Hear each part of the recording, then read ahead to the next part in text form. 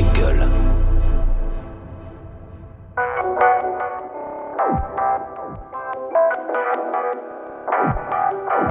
Oh shit, it's time for the featuring podcast, bro.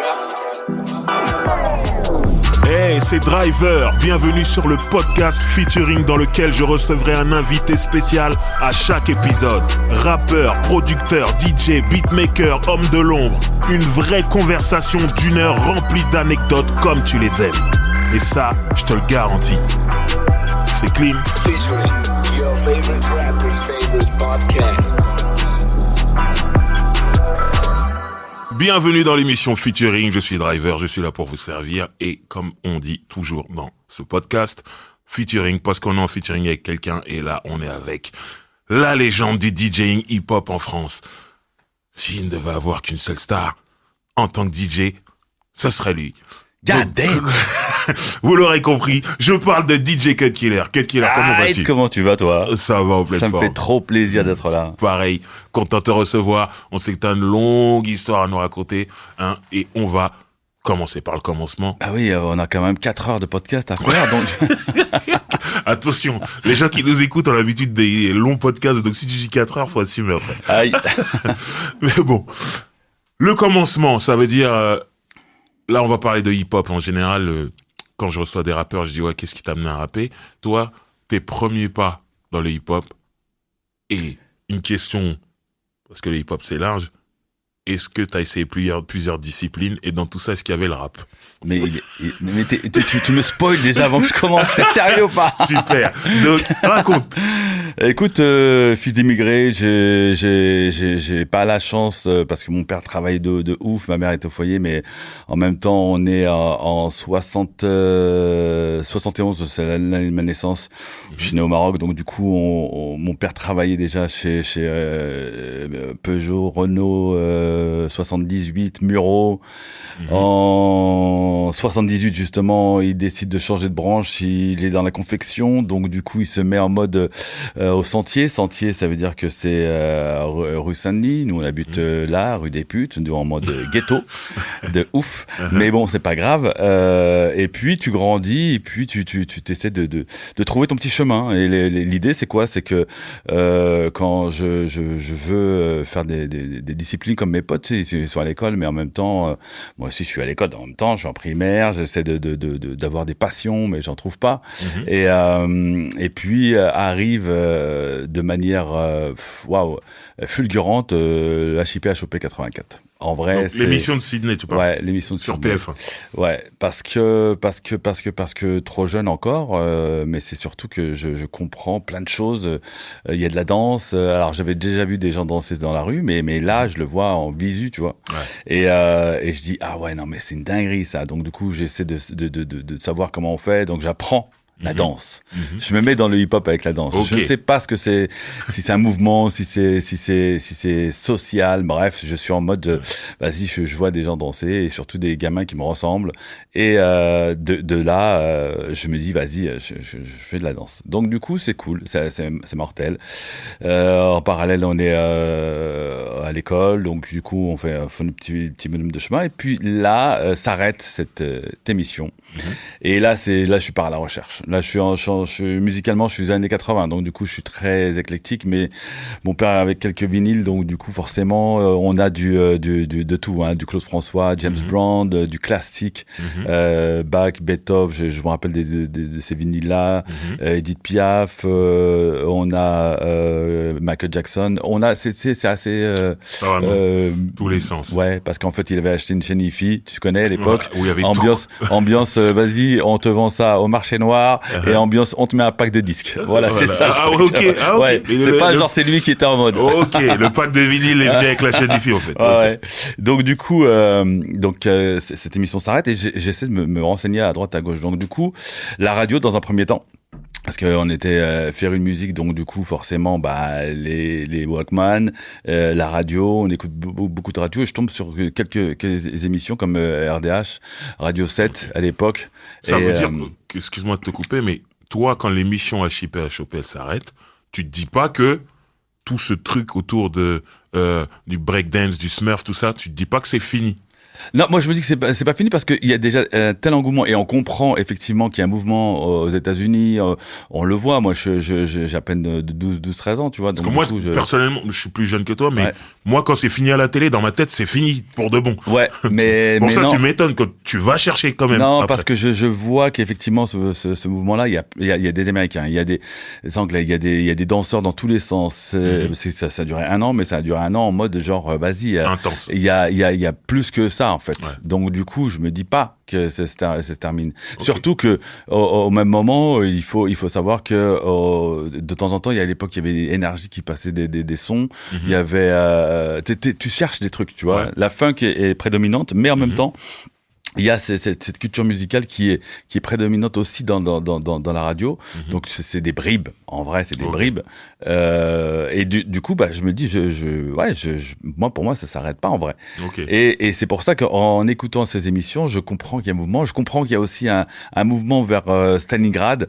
C'est putain de la chapelle, enfin de terrain de terrain vague que je cherche pendant mais laisse tomber, je le trouve jamais. Ce putain Tu l'as pas trouvé? Mais non, ça si je l'ai trouvé après, mais moi Quand c'était fini. Ouais, pratiquement c'était fini, ouais. Okay. Parce qu'on entend et puis surtout je découvre que effectivement il y a un DJ qui s'appelle Dynasty qui est waouh et qui arrive sur Nova aussi et là c'est mort. Là je suis en mode fat lacé, je découvre le magasin Ticaret qui est effectivement à côté du Stalingrad. C'est Daniel qui me dit ouais le terrain il est à côté, voilà, dinguerie. Mais bon vas-y c'est mort, ça fait un bout de temps que c'est fini.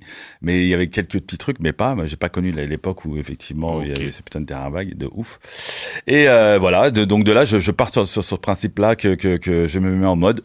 Et donc la danse c'est la prédominance gratuite de ce mouvement. Et je comprends qu'effectivement ce mouvement là quand on est sur le début de Ticaret, c'est aussi le mouvement de la Zulu Nation qui prime et qui nous met en mode parce qu'apparemment aux États-Unis effectivement, c'est la guerre, surtout East Coast. West Coast, on le découvre après avec Bloods and Crips, mais moi, j'étais focalisé sur New York. Et effectivement, on comprend qu'il y avait des block parties, des ambiances. Avec tout ce qu'on raconte, on dit qu'effectivement, Dynasty faisait des trucs au terrain vague. Donc, il y a les DJ. Bref, je suis en mode.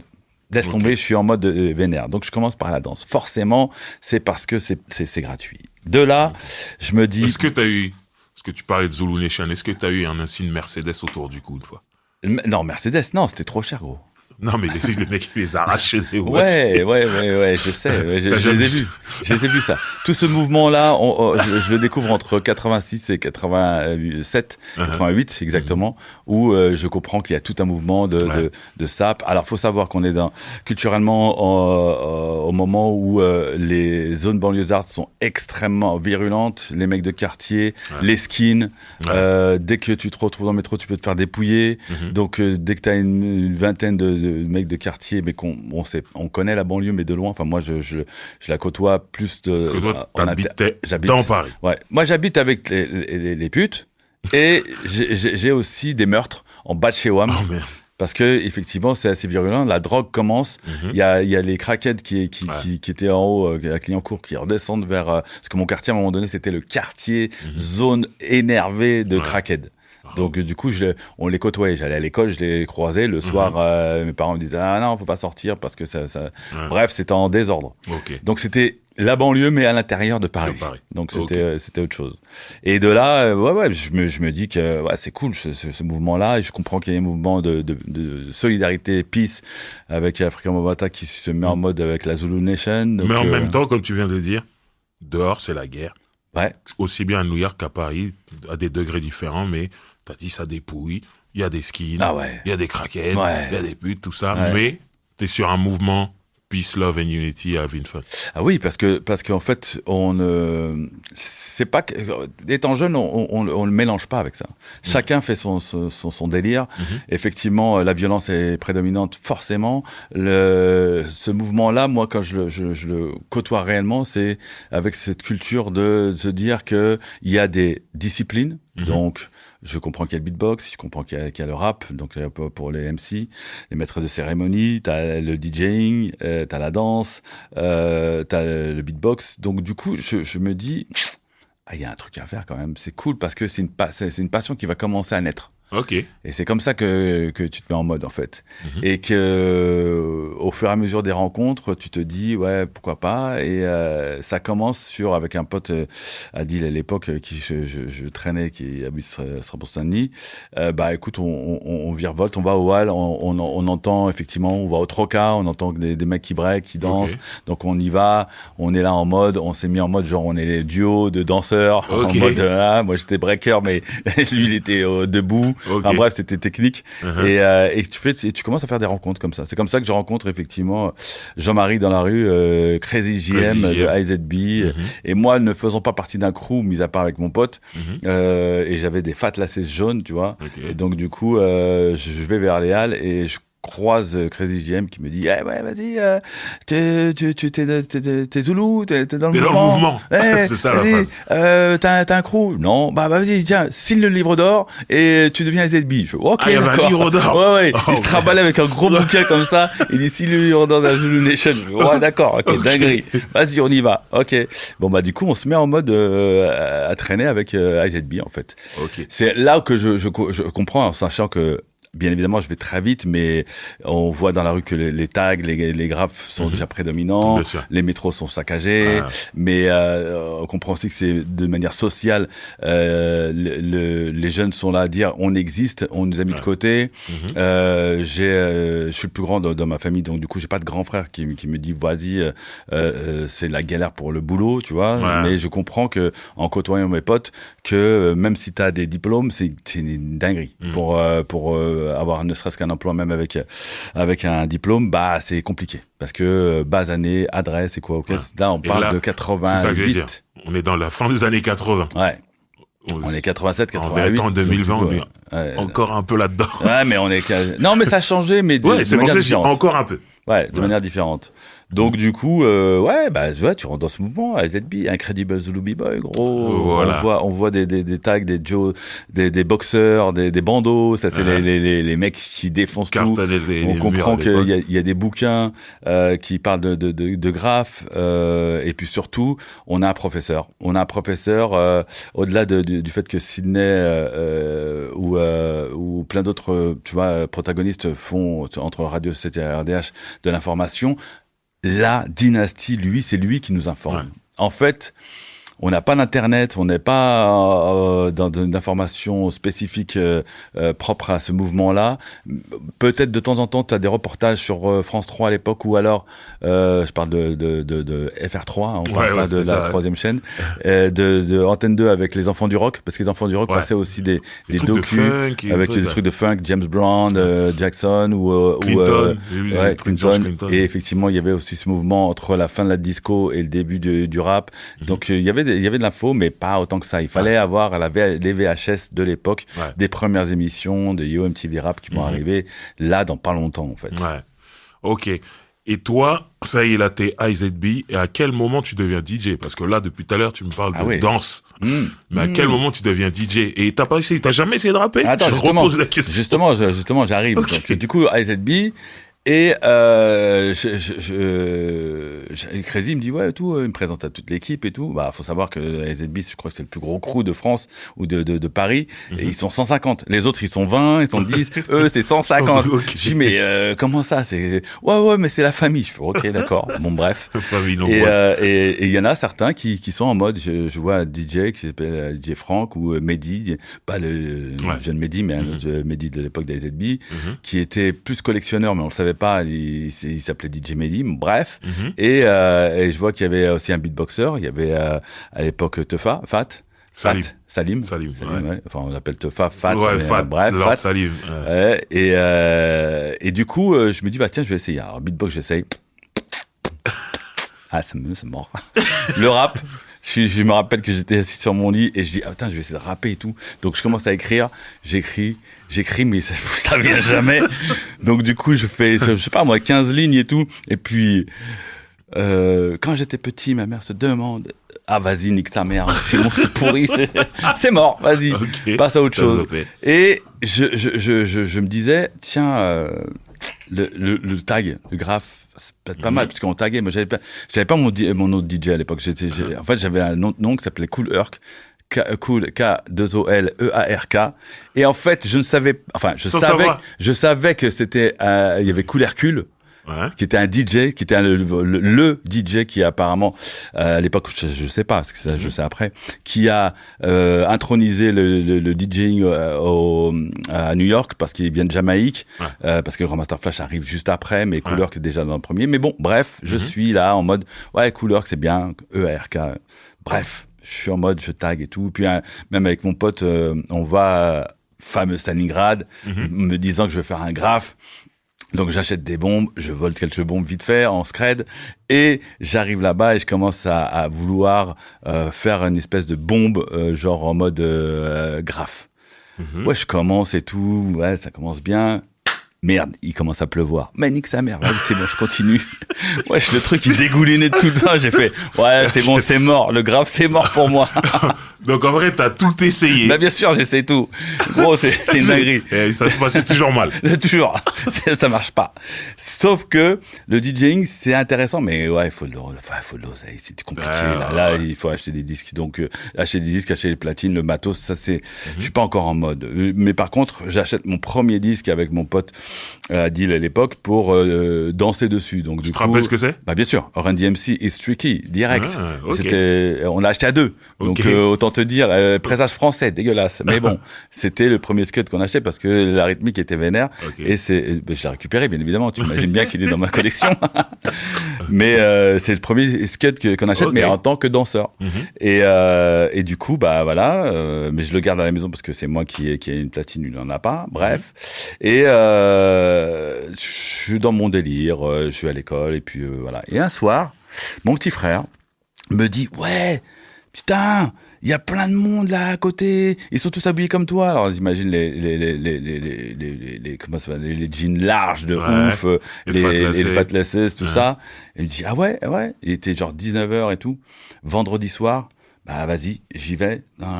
Et je découvre quoi à 150 mètres de chez moi, alors que j'écoute les émissions de Dynasty qui parlent toujours de le Globo, ouais, la boîte hip-hop, Faut savoir que j'ai 16 ans à ce moment-là, mais je suis longiligne et grand, donc du coup, et c'est interdit moins de 18 ans. Mais il faut se mettre en mode. Mais je vois ça, je fais, oh la dinguerie, ah ouais, et je demande et tout, et apparemment il y avait un concert, je sais pas qui, quoi, comment, et ça commençait, et il y avait plein de monde déjà à cette heure-ci. Je dis ah ouais non, c'est chaud et tout. Je vais chez mon pote Adil qui pouvait pas sortir de chez lui, nous c'était plus cool dans la famille, et je lui dis bah écoute, vas-y, tu sais quoi, je fais genre je vais chez toi, on dort chez toi et puis après on sort en scred. Voilà. Allez vas-y, on y va, tac, on arrive au Globo, la dinguerie mec. On arrive dans l'antre du hip-hop, sauf que il y a quand même la porte d'entrée avec des videurs, et puis autour t'avais des gars, et puis on voit 2-3 IZB. Je fais ah ouais, ça charmait et tout. Bah venez, on va rentrer et tout. Je fais ouais, mais bon, j'ai 16 ans, ça passe ou pas? Ouais, vas-y, ça va passer. Bon, ok, d'accord, vas-y. Bah on fait une espèce d'escouade, genre mais pas tous ensemble parce que les groupes ça rentre pas. Bah ouais. Donc c'est plutôt 2 à 3 personnes max, tu vois. Et là je me retrouve devant le videur et tout, il me regarde, mais comme je suis presque à sa hauteur, il me dit mais t'as 18 ans toi? Et moi je le regarde, je fais bah bien sûr, sinon je viens pas, normal. Sûr de toi. Et genre sûr de moi, tu vois. Mais j'étais fin, mais j'avais un gros blouson de l'époque, tu vois. Donc ça va. Et il me dit mais ton pote là, je fais bah lui aussi, c'est mon petit frère, sauf que moi j'ai 19 et lui il a 18. Ça va passer sa mère ou pas? Et ça passe. Magnifique. Oh là là, ça passe. Oh, ça passe, mec. Et donc du coup, on rentre dedans. En gros, c'est comment t'expliquer? C'est il y a pas d'explication. C'est genre tout ce que j'imaginais dans ma tête quand j'écoutais Nova avec des dynasties qui expliquaient. Bah ça se réalisait. Il faut savoir que je reviens sur ce que je disais tout à l'heure par rapport à la dynastie. Ce mec-là, c'est un DJ qui est en mode genre, vas-y, c'est une bible, parce qu'en fait à l'époque il recevait les bios.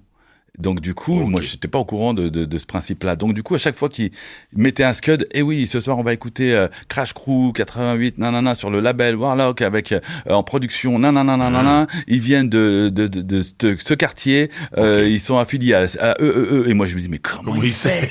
Comment il fait le gars?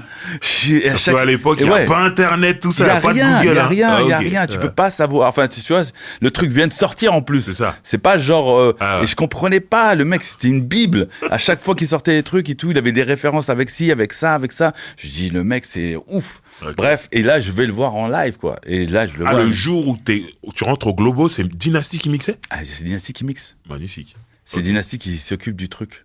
C'est Ok. enfin qui gérait. En fait, à l'époque, c'est Massadian, c'est Nova qui gère les soirées Ok. et ça s'appelle Chez Roger Boîte Funk.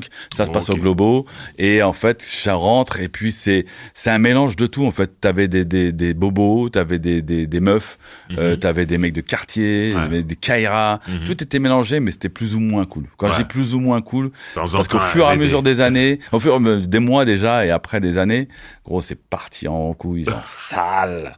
Bref, mais au début, j'arrive, c'est une dinguerie. Et Ok. bon, bref, on est là, on se revoit avec des potes, tout ça. Il y a les NTM aussi. Alors, faut savoir que les NTM, c'est pas les rappeurs. Hein. Ouais. Pour l'instant, c'est des danseurs et des Ok. graffeurs. Ok. Donc, du coup, en fait, on sait. Quand je rentre avec KZB, il y a une espèce d'échange en disant, voilà, lui, c'est lui, eux, c'est eux, nan. Donc, Ok. tout le monde se connaît en vrai. Ok. Enfin, d'une certaine manière, même si c'est pas le même quartier, on sait Ouais, qui mais est on qui. sait qui. Ouais. Enfin, tu vois, moi, à chaque fois, je suis arrivé, la première chose que j'ai fait, c'est, il est où Boxer? Il est où Bando? Tu vois, c'est les mecs qui Les taggers. taguent partout et Ah, tout. Et tu vois, je viens me fait, ah, mais je l'ai vu tout à l'heure, mais je sais pas où il est. Pff, ouais, gros, on dirait que c'était Daft Punk de l'époque. Mais on savait pas qu'il était Daft Punk encore. Bref. Et donc, du coup, t'es là et waouh, t'es dans l'émerveillement total. Et ce qui se passe, c'est que, à l'époque, donc on est rentré vraiment au début de soirée parce que, avec AZB, quand il m'a dit, quand je les croise et tout, c'était vraiment le début de, tu vois, 21h, 22h, je crois. Et du coup, il fallait rentrer début, parce qu'après, Ouais. dès qu'il y a du monde, c'est une Ouais, galère. c'est compliqué. Il y avait déjà du monde en plus. Parce que t'imagines bien qu'à 19h, je viens d'être au courant de la soirée. Ok. Et que moi, j'habite à 150 mètres, fallait que je check mon truc, bref. Et donc, du coup, personne ne danse, en fait. Je suis là, je regarde et tout, Dynasty Mix et tout, mais ça danse up. Et puis tout d'un coup, il y a un morceau qui joue, qui déclenche en fait ce mouvement de danse, là, tu sais, la danse comme ça. Là. Ah, ouais. Et, on peut pas, on est à la radio, mais je peux pas mais c'est une espèce de popping en fait. Et c'est Eric Ben Rakim, Paid in Full. Et quand il rentre là-dessus, tout le monde va sur la piste de danse. Ok. Et là, ça m'a choqué de ouf. J'ai fait waouh. Donc c'était Ah ouais. le morceau. Ouais. Paid in Full de Ouais, Eric ouais. Ben Rakim. à ce Et moment-là. je me dis, wow, avec ce morceau-là, le mec a réuni tout le monde sur la piste de danse. Ok. Mais genre, quand j'ai dit tout le monde, c'est-à-dire que c'est comme si c'était genre, on avait dit, c'est bon, c'est maintenant. On peut y aller, ça On commence. peut y aller. C'est pas genre, Ah. dinguerie. Bref. Et de là, là, j'étais choqué. Donc, du coup, je fais en sorte pour aller vers les platines. Donc, à ce moment-là, je suis pas encore, je suis encore petit ghetto et je suis en bas. Donc, je Ok. regarde d'en bas. Ah, Mais j'étais coincé avec lui aux platines. Je le regarde. Donc, au moment Je sais, ça va partir. où Dynasty 4 heures d'émission. joue Eric Ben Rakim Paid in Full, tout le monde va sur la piste de danse. Ouais. Et toi, ce qui te marque le plus, c'est pas la piste de danse. Tout le monde est en train de danser, sortir ouais. son plus beau pas de danse. Alors que toi, t'étais danseur à ce Oui, non, moment-là. mais je dansais aussi. Mais toi, ce qui te choque le plus, c'est le mec qui a mis ce morceau d'Eric Ben Rakim. Qui fait en sorte que la soirée démarre, quoi. Ok. Depuis, plus personne ne décolle Ok. C'est fou, ça. Non, mais ça, c'est ouf. Et donc, du coup, je danse, tac, mais je suis quand même interpellé par Dynasty qui mixe. Donc, ça dure et tout. La semaine d'après, j'y retourne. 2 semaines après, boum! Grosse embrouille apparemment avec Dynasty, Nova. Là, c'est à l'époque, c'est Yellow, c'est Fab, enfin bref, il y a 3-4 DJ qui remplacent Dynasty. Et j'avais entendu sur effectivement Nova que Dynasty disait oh non, je serais pas là, Globo, Ok. c'est des enculés, je sais pas quoi. Bref, apparemment ils sont brouillés. Ok. Enfin, il dit pas c'est des enculés, mais on Oui, voit oui. qu'il y a tension, tu vois. Voilà. Putain, mais quand il est pas là, bon, c'est DJ, il y avait DJ Joe aussi, à l'époque. Ça va, c'était mignon, tout ça. Il y avait que Joe qui était en mode genre, il était en battle. Putain, il faisait du scratch, il scratchait à l'envers. Ok. De ouf. Que après, on deviendra pote plus tard. C'est un fudge du sentier, mais c'était un des seuls blancs, fudge, d'une certaine manière, qui arrivait à scratcher, mixer, mais genre de ouf, quoi. Ok. La limite comme Dynasty. Donc je me rends compte qu'effectivement, il y a des DJ, sachant que je sais qu'il y a des DJ, mais là, qui sont au niveau, tu vois. Yellow, faut savoir que c'est les débuts de Yellow Prod, donc le début de Chris, donc parce qu'il y avait DJ Chris qui sera après Bob Sinclair. Mais de là, effectivement. Donc là, je tu vois- viens de m'apprendre que Yellow Production À la base, c'est un DJ Yellow. DJ Yellow et Chris. Donc, Non, ça, pour Chris Bob Sinclair, je savais, mais DJ Yellow, Bah, c'est DJ c'est Yellow. Yellow Production. oui, avec, J'ai jamais fait le lien. avec Chris. Parce Ok. qu'en fait, quand ils ont créé le label, c'est à deux. C'est les deux. Ok. Faut savoir qu'à ce moment-là, et ça, c'est là où tout va se goupiller, Je vois tout le truc arriver derrière. que Tibi, lui, travaille avec eux aussi. Ok. C'est comme ça qu'effectivement, à un moment Et donné, qu'il y aura je un croise- certain Maxi dont on parlera tout à Oui, l'heure. oui, mais c'est comme ça aussi Aussi. que je fais mes mixtapes grâce à Tibi par la suite. Bon, bref. Ok, on y Donc, du coup, c'est une dinguerie. reviendra. Et de là, vas-y, je suis choqué. Donc, je vois effectivement cette ambiance-là et je reste un peu coincé devant les platines, voir Dynasty. Et c'est là, t'as envie de devenir DJ? Non, pas encore. Pas encore. Ah non, pour Bon. l'instant, je regarde. Avant que tu nous parles de ça, juste une petite anecdote, parce que ça m'a fait penser à ça quand tu t'as dit que tu taguais Cool Herc. Ouais. Sachant qu'il y a un Cool Herc aux États-Unis qui existait. Est-ce que tu savais que Redman, le rappeur, était d'abord DJ? Oui, Et que son nom de DJ, c'était Cut Killer? exactement. C'est quand même magnifique. Je sais, non, mais ça, je sais. Mais ça, je sais après. Ouais, Gros, ouais, il y bien a sûr. des dingueries. Parce Ouais. qu'on en a discuté aussi avec Redman. C'est Mais magnifique. bien après. Ouais. Ça, je savais pas. Ça, je savais, C'est ouf. tu vois. Ouais. Parce qu'après, tu veux, je veux dire, comment j'ai trouvé mon nom et comment ça s'est passé. Mais au-delà de ça, c'est vrai que ma première rencontre avec Dynasty se fait genre, je sais pas moi, 5, 6 à 8 semaines après, quand je vois que Angelo ou GM, tu vois, tout le monde se connaît, donc AZB. AZB, tu vois. Et puis j'ai l'opportunité de rester jusqu'à pas d'heure un soir, sauf qu'on est parti taguer avec des potes et je vois un gros camion blanc de ouf et tout. Je dis ah ouais, je vais faire un gros tag de enculé comme ça, un couleur juste avant d'aller au Globo. Et à la fin, tout à la fin de ce jour-là, écoute, j'ai la chance de rencontrer Dynasty et tout, mais un peu de loin. Et JM me le présente et je vois qu'il est vénère. Et tout. Ouais, je suis vénère et tout. Il y a un connard qui m'a tagué mon camion. Oh, merde. Putain, je suis... Et moi, je fais, ah ouais? Ouais, un couleur. Ah ouais? Ah, je sais pas qui c'est. Genre en Oh mode non. ghetto. La première rencontre avec Dynasty. Genre il le sait pas, mais il le saura Ok. jamais parce Ouais. que non mais je lui dirai peut-être 15 ans Beaucoup plus après. tard. Mais genre je fais ah ouais, oh l'enculé putain chaud. Du jour au lendemain je changeais de nom. J'avais Ok. plus de nom. En Ok. fait, j'ai dit vas-y, Ok. je change de blase. Voilà. Mais j'ai pas repris un autre nom parce que j'ai arrêté de taguer à ce moment-là en Ok. fait, parce que j'étais quand même focalisé sur cette ambiance de DJ. Donc du coup, ouais, laisse tomber. Je me mets en mode quand je vais au fur et à mesure du Globo à me dire putain c'est quand même un truc de ouf et tout. Donc on va à Ticaret, Fab, DJ Fab, on le côtoie et puis on a aussi King Jaid. Mais Fab, dont tu parles, DJ c'est Fab. Fab de EGM, tout ça? DJ Fab de JM, Ok. oui. DJ Ok, Fab, ok. oui, qui est aujourd'hui toujours à Génération. Exactement, Hip Hop Résistance. Hip Hop Résistance. Ouais. Là, je vais beaucoup chiller avec lui après. Ok. Mais de là, ouais, King Jaid qui ramène une cassette, une VHS du championnat d'IMC de Londres. Il arrive à Ticaret et à ce moment-là, il dit à tout le monde, ouais, vous avez un DJ qui défonce, Cash Money, nan, nan, nan, nan. Ok. Nan, nan. Je fais, ah ouais, et tout. Il met la cassette et tout, on voit ça, je suis estomaqué de ouf. Ah, c'était la C'est une folie. dinguerie, tout Cash ça, Money. mais je suis encore dans mon mode et je me dis, putain, j'ai vraiment envie de faire ça, c'est méchant, mais. Et il se trouve que la semaine d'après, qui vient en guest au Globo, Oh, parce mais- que de Londres, au lieu de retourner à Philadelphie, il fait un tour à Paris. Il fait l'Allemagne. Ok. Il enchaîne directement une tournée. Mhm. Notre ami Cash DJ Money. Cash Money, bah.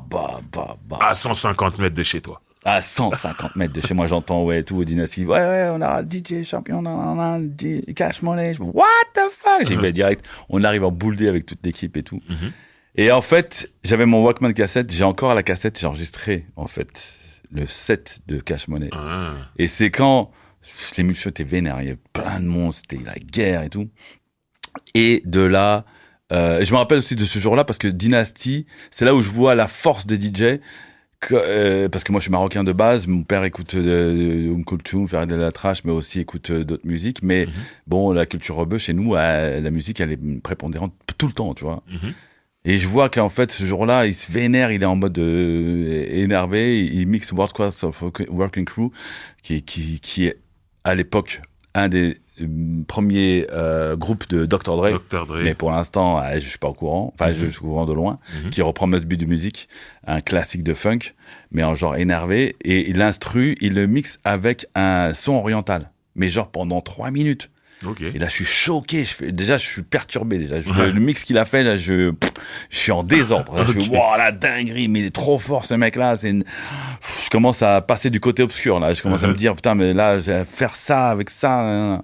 Sauf que quand Cash Money passe, gros, là, ça y est, c'est fini, c'est foutu. Je le regarde, j'enregistre. C'est tellement impressionnant qu'à la fin, il lâche le classique de Scratch, là, de Fab Freddy. This rap is real fresh. Fresh, le fameux fresh. Ouais. Fresh. Ouais. Fresh. Genre le truc qui est en boucle. Et moi, je suis au courant qu'effectivement, il y a ce disque-là. Mais ce disque-là, en fait, il se termine sur fresh, c'est fini. C'est tout. Il n'y a pas de loop. Ouais. Je fais, mais c'est quoi Et ce lui, il disque? arrive à le faire. Je fais, c'est quoi ce disque-là? Et lui, il a fait ça. Après, il enchaîne sur un truc et j'ai fait, ah, c'est bon, là. Ah, je vais faire DJ, là. C'est bon. C'est mort. C'est à ce moment-là que je vais faire DJ. Cash Money, en fait. Cash Money. Ok, non, mais pour ceux qui savent pas, aller chercher des trucs de Cash Money. Cash Money, c'est un DJ qui vient de Philadelphie, qui a commencé pratiquement au même moment que Jay-Z et Fresh Prince à l'époque, et qui est Will Smith dans la foulée. Et Jay-Z était vraiment un DJ, le DJ de Philadelphie. Ouais. Et Cash Money, lui, il a été découvert parce qu'il a gagné le championnat du monde de DJ DMC, Disco Mix Club, en 88. Et il a un album en binôme avec Marvelous. Marvelous, ouais. Mais ça, c'est dans la foulée. Ouais. De ouf. Donc voilà. Très bien. Donc là, tu décides de devenir DJ. Ouais. Mais comme tu l'as dit tout à l'heure, j'ai pas d'oseille. C'est ça, DJ ça coûte cher. Eh ouais. Faut les 2 platines, faut la table de mixage et faut acheter les disques, faut être à la pointe. Donc voilà. Les platines et la table de mixage, donc le matériel, comment tu fais? Attends, il faut savoir que j'habite donc rue Sani, voilà. Dans le barrage, et notre voisin de palier est le patron de Redskins. Redskins, c'est les blousons de cuir. C'est le patron. Un vieux et tout. Mais c'est parce qu'il y a le sentier à côté, donc il y a tout ce truc. Et il se trouve que nous, on est locataires, ils sont propriétaires. Mais vas-y, on se rend service, ma mère rend service. Enfin bref, on les connaît, quoi. Ouais. Et moi, je tape à la porte et je fais oui et tout. C'est possible après les cours, pendant les vacances, et je peux aider et tout. Et il me dit, ah, mais tu veux vraiment faire ça? Et tout. Ouais, parce que je lui explique mon projet, tu vois. Ouais. Je vais acheter des platines, on n'a pas d'oseille. Ouais. Et il dit, bon, ok, vas-y, on va te prendre en manute. Okay. Allez. Donc, je fais de la manute. Et en fait, je fais de la manute, mais genre en mode vénère. C'est-à-dire qu'à un moment donné, le jour où je fais manute, j'apprends vite. Je suis assez autodidacte, donc du coup, je fais d'autres choses. Donc, il voit que je suis volontaire. Donc, j'enchaîne. Les vacances, oublie, c'est mort, je bosse. Tu bosses. Et je fais que ça. Mais du coup, je comprends qu'il y a un process. Donc, voilà, je traîne avec mes potes à ZB. Et en attendant, j'ai quand même un petit peu d'oseille, mais pas beaucoup, tu vois. Genre des 40 balles en francs, on parle de l'époque. Et il y avait des potes dans le groupe de ZB qui volaient les skates le samedi à Fnac. Alors ça, j'ai entendu cette légende, mais moi j'ai une question sur ça, parce que c'est important. Déjà, on parlait beaucoup de la Fnac de Montparnasse. On m'a dit que c'était le terrain de jeu. Là. Ah, mais bien sûr. Voilà. Comment un mec... Moi, je connais certains ZB qui le faisaient et qui n'étaient pas super grands et super larges. Comment un mec peut sortir avec un vinyle sur lui, sachant la taille que ça fait un vinyle? Un vinyle? Non, non. Plusieurs en plus. Non. C'était quoi la technique? Non. Déjà, il y a prescription, on est en 2020. On est en jean large, en blouson large, on est tout en large, en fait. Donc, du coup, on est en triple XL. Donc, du coup, tout passe. Mais surtout pour le plus virulent, le plus technique, nous on peut arriver, moi j'essaye, mais j'en vole un, tu vois, mais j'en vole pas 15 en même temps. Le mec vole 15 scuds en même temps. 15 vinyles. 15 on parle pas de cassettes. Ouais, et le mec vinyles. Est petit, et il fait il m'arrive, alors que tu vois, j'ai 18 ans à ce moment-là, il m'arrive à mon épaule. Laisse tomber. Le mec sort tout ça. Sauf que, sorti de ça, il faut aller dans le métro, et puis après, il faut dealer avec tout le monde. Combien t'as? Non. Il y en a d'autres qui fait, ouais, vas-y, je prends les 10. Je vais, non, je le veux, mais pas d'oseille, tu vois ce que je veux dire, c'est compliqué. Donc, du coup, tu fais des petits trucs, tu vas dans parce qu'à ZB, ils étaient quand même assez en mode. Et ça commence relativement vite à se savoir que on était un crew volontaire et qu'on voulait faire des choses. Donc on se dit qu'on allait faire quelques après-midi déjà. Donc Ok. du coup, moi, enfin, on va prévoir de faire des Ok. après-midi. Donc du coup, moi, je me speed pour avoir ça, tu vois. Donc je vais voir les autres. Je me dis mon salaire que je vais avoir parce qu'ils me payaient à la semaine, tu vois. Je faisais Ok. comme aux C'est États-Unis, mais cool, je ça. suis pas au courant. Je disais vas-y, je vais faire livreur de pizza. Livreur de pizza. Plonge. J'allais dans un restaurant, je faisais la T'as plonge. pas fait que Red Ah Skills, non, hein. mais laisse tomber. Ah, t'étais motivé, tu j'étais voulais ton motivé matériel. de ouf. Ah, ok. De ouf. Et j'arrive à peu près à 2800 balles et puis il me faut une platine et ma mère me dit vas-y, je vais t'aider. Donc il faut savoir que c'était 3500 francs Ah. la platine. Ah ouais. Une galère. Mais comme j'ai une platine de chaîne IFI, la limite pour l'instant, c'est comme si j'en avais deux, mais on Ok. peut pas scratcher parce que Ouais, t'imagines bien que j'ai essayé, mais ça marche C'est pas. pas devant, Mais derrière, avant, pour arrière. laisser passer un scud et pendant que tu scratches d'un côté, Voilà, ça c'est fonctionnait. Donc du coup, en fait, j'arrive à essayer d'acheter une platine, mais il faut une table de mixage. À l'époque, table de mixage, tout le monde voulait celle de Cash Money, la Gemini, la Ouais, petite je me là-bas. rappelle très bien. 1500 francs, mais bon, galère, il y a le seul qui vendait, je crois que c'était Ticaret et puis un autre magasin dans Paris. Mais Ticaret, ils ont vendu des tables de ah mixage. ouais, mais là, ils ont tout Ouais, vendu. ils vendaient gros. tout. Ouais.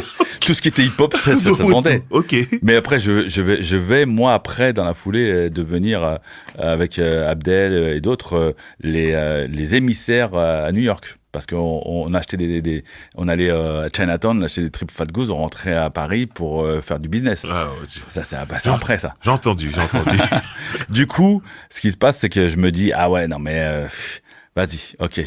Donc je trouve un pote qui me dit, vas-y, j'ai une table, mais c'est un paquebot, tu vois, c'est un Ok. truc, mais il y a un crossfader, il s'en sert pas, bref, j'arrive à les gratter, et en attendant que j'achète une table de mixage. Donc ce qui se passe, c'est que moi je vais faire mes cours à l'école. Le soir, je rentrais, j'écoutais les cassettes enregistrées de Dynasty pour essayer de reproduire, d'essayer d'avoir les mêmes scuds pour essayer de refaire la même chose. Ok. Et le vendredi, j'allais à mon cours de DJ, puisqu'il n'y avait pas de prof, c'était Dynasty en live, donc je faisais que regarder en fait tout ce qu'il faisait, Ok. et j'essayais de le reproduire chez moi en me disant que je vais y arriver. En fait, c'est venu comme ça de manière innée, assez rapidement. Et au lieu de forcément me dire que je mette que la platine qui me permettait de scratcher rapidement sur la gauche, bah, je faisais en fait des échanges. Je mettais la platine technique un coup à droite, un coup à gauche pour être ambidextre, Ok. pour essayer de faire un truc. Je pouvais pas faire de passe-passe, mais au moins c'était ça.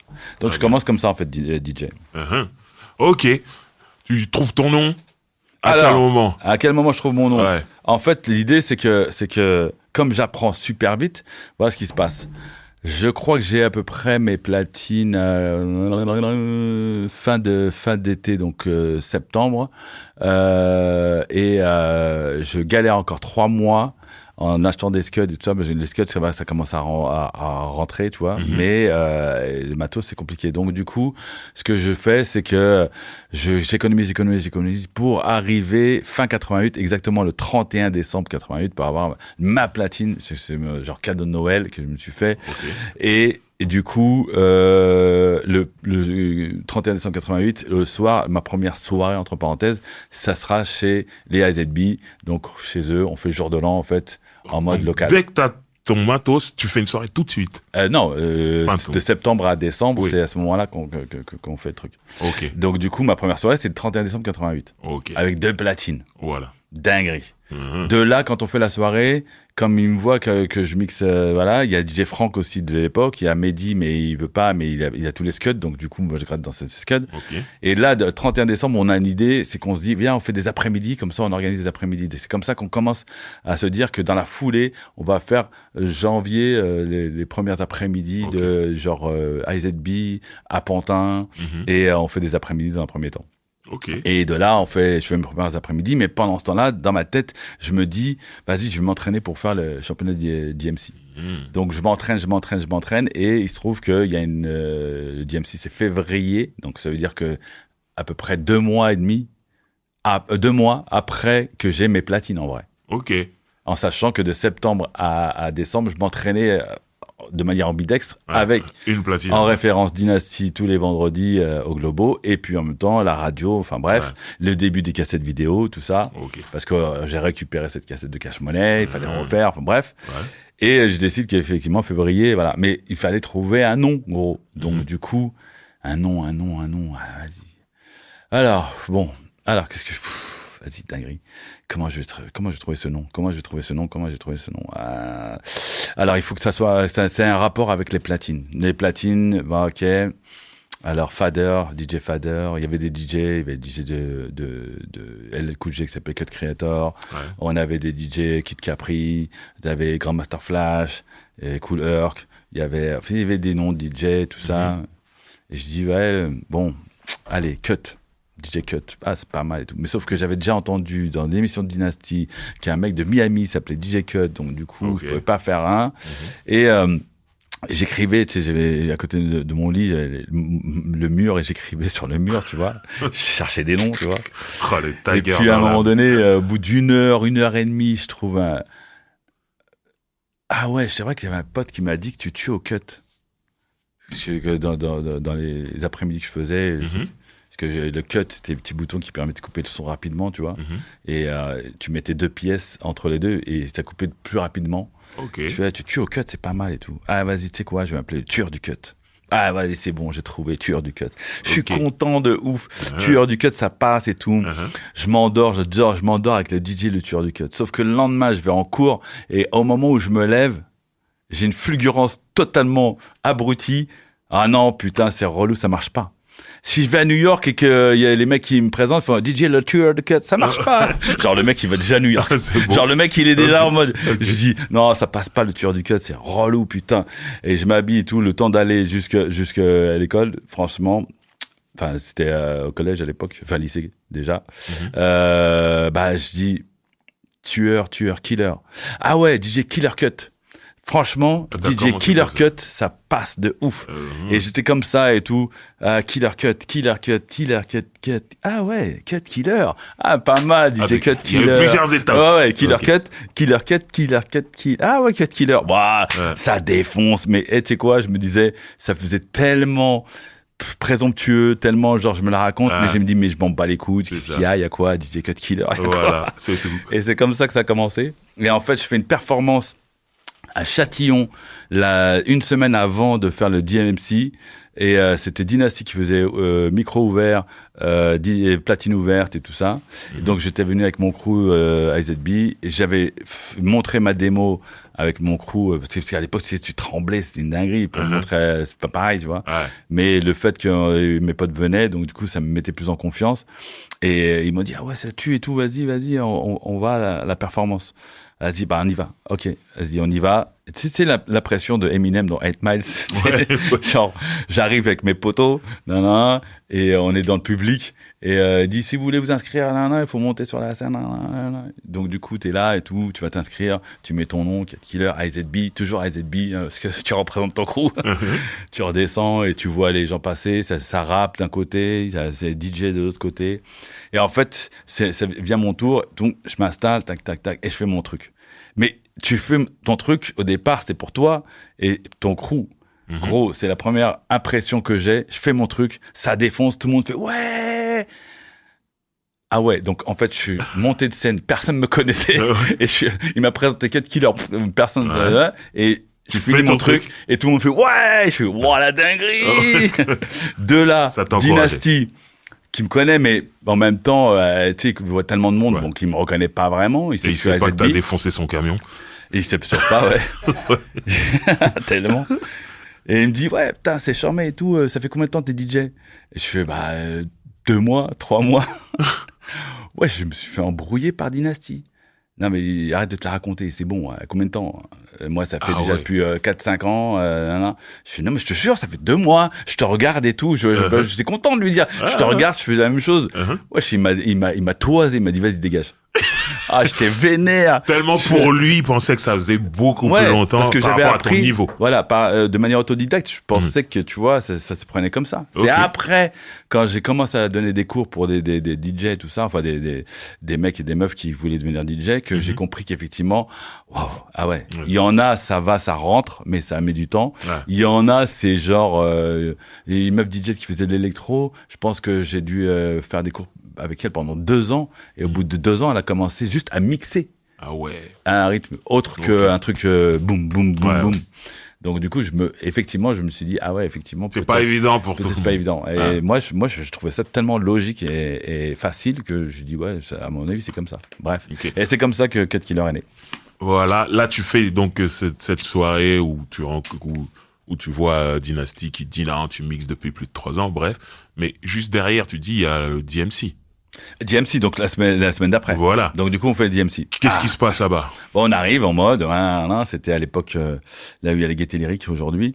DMC championnat DJ. Et là c'était championnat de Paris, c'est ça? Ouais, championnat de France.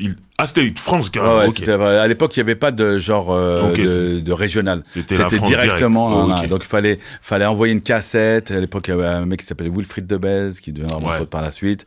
Et donc du coup, il faisait une espèce de Sélection. pick, de sélection, donc Ouais. il y a du pick-up, même bref, de sélection. Et je me suis retrouvé dans la sélection, donc c'est cool. Et il y avait LBR aussi à l'époque. Et il y avait Jimmy J, c'est celui qui a gagné ce jour-là. Et donc je fais mon truc et je termine 3e, moi. Ok. Déjà, de ouf. Ça Là, fait même 3e. pas un an que tu mixes. Et ça fait quoi? Ça fait quelques mois. Mais ça fait 3 mois, je viens de te dire que Voilà. c'était même pas il y a 2 mois. Donc voilà. Et Donc je termine tu 3e. termines 3e du championnat de France. Et LBR 2e. Hmm. Et Jimmy J qui a gagné ce jour-là. Ouais.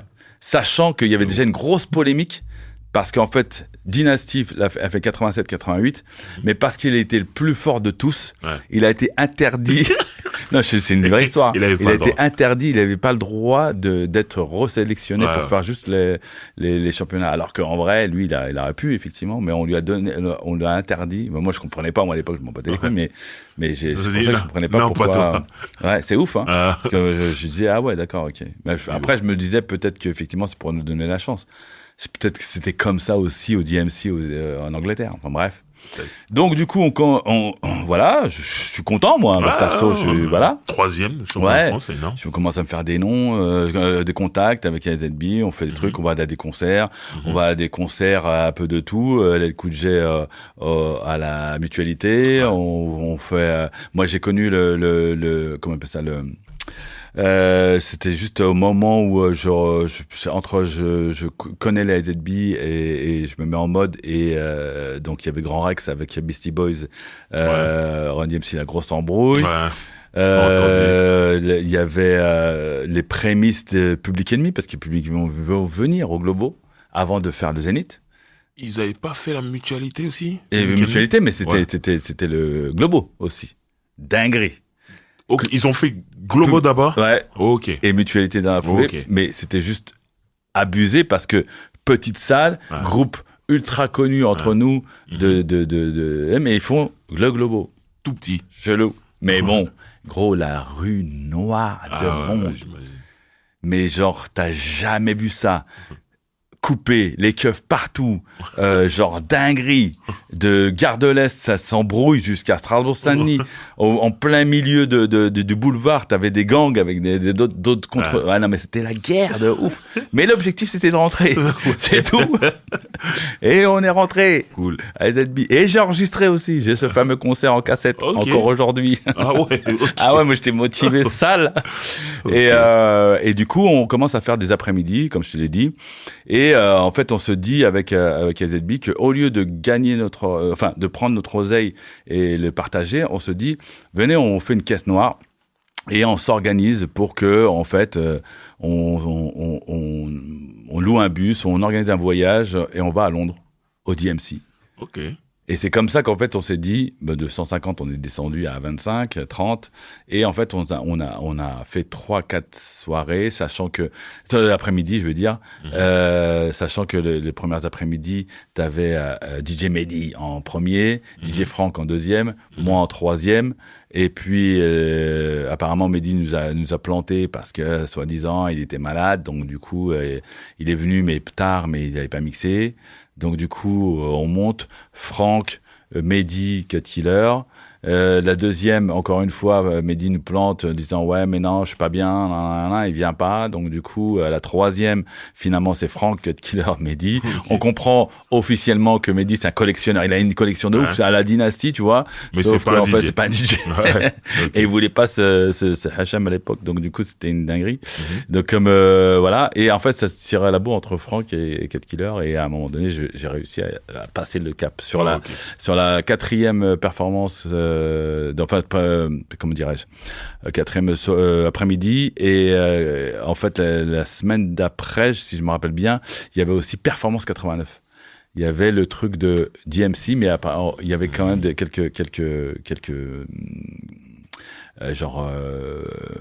organisations de battles de DJ qui se font. Performance 89 faisait partie du truc et tout ça.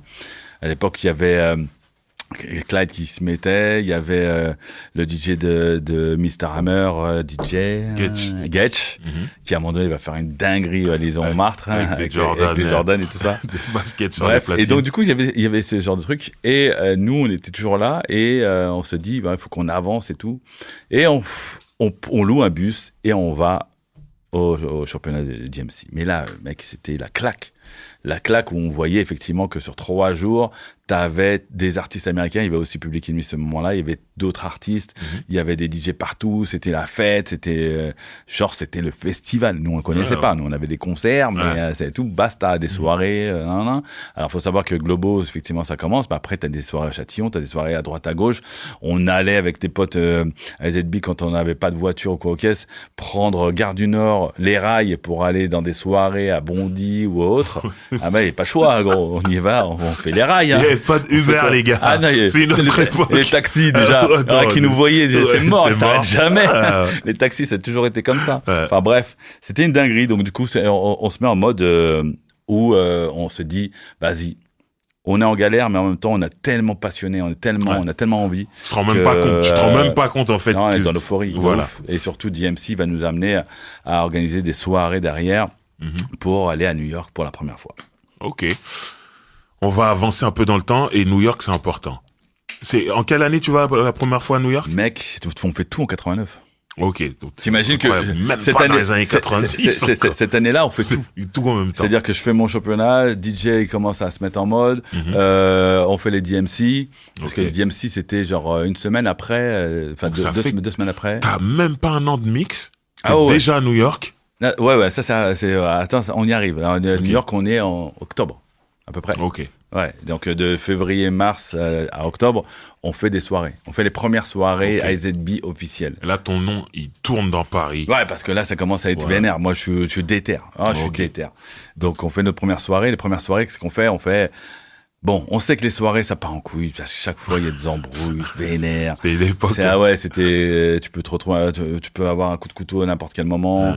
Tu peux te retrouver en galère. Enfin, bref. Faut te retrouver en chaussettes. Ah ouais. Bref, désordre. Même une fois que je commence à être Cut Killer, je pensais que j'avais des potes. Gros, j'arrivais au Globo pour rejoindre mes potes. Je voyais des potes que je croyais que c'était mes gars, tu vois, mais pas du même crew, mais genre des crews à côté, tu vois. IZB, c'est Saint-Ouen, tu vois, l'autre c'est Saint-Denis à côté. Ouais, j'arrive avec un Scott, à l'époque, les Scott noirs, tu vois. Et les Scott noirs, il y a que les videurs qui avaient ça. Ok. Et moi, j'arrive avec un Scott noir, je me rappelle de ce jour-là. Et gros, tout le monde me téma, genre chelou et tout. Et j'ai un pote, c'est un pote Renoir. Genre, je dis pas que c'est un Renoir, mais c'est juste mon pote Renoir de ouf. Ah, c'est bien ton Scott, hein, il est bien. Hein, qu'est-ce que tu fais si je te le prends là maintenant? Je fais quoi? Non mais arrête de déconner. Non mais vas-y, si je te le prends là maintenant, là, comme ça, qu'est-ce que tu fais? Ouais. Mais si tu fais ça, mais je te démonte la gueule, qu'est-ce qu'il y a? Il y a quoi, là, en vrai, dans ma tête? Je dis, putain, où sont mes potes? Où sont mes potes? Parce que je sais qu'il est avec 4 gars, là, et qu'on est ici. Ah, en 1 contre 1, c'est possible. Mais gros, le problème, c'est pas le 1 contre 1, c'est le 1 contre 6. Les autres. Et je suis comme ça, je fais, il y a quoi? Mais t'as cru, t'es où, là? Non, mais gros, je vais prendre ton blouson, c'est sûr. Là, maintenant, je vais te le prendre. Gros, tu sais quoi, vas-y, essaie de le prendre vite fait là. Là, Yaba et mes deux potes là-bas, lui là, et en même temps, tu crois que quoi, personne va se laisser faire. Vas-y, nique ta mère, vas-y, qui a quoi? Mais non, poteau, attends, je rigole, ça va, on peut pas rigoler. En fait, il me testait de ouf. Ah, Ouais, j'ai fait quoi, moi?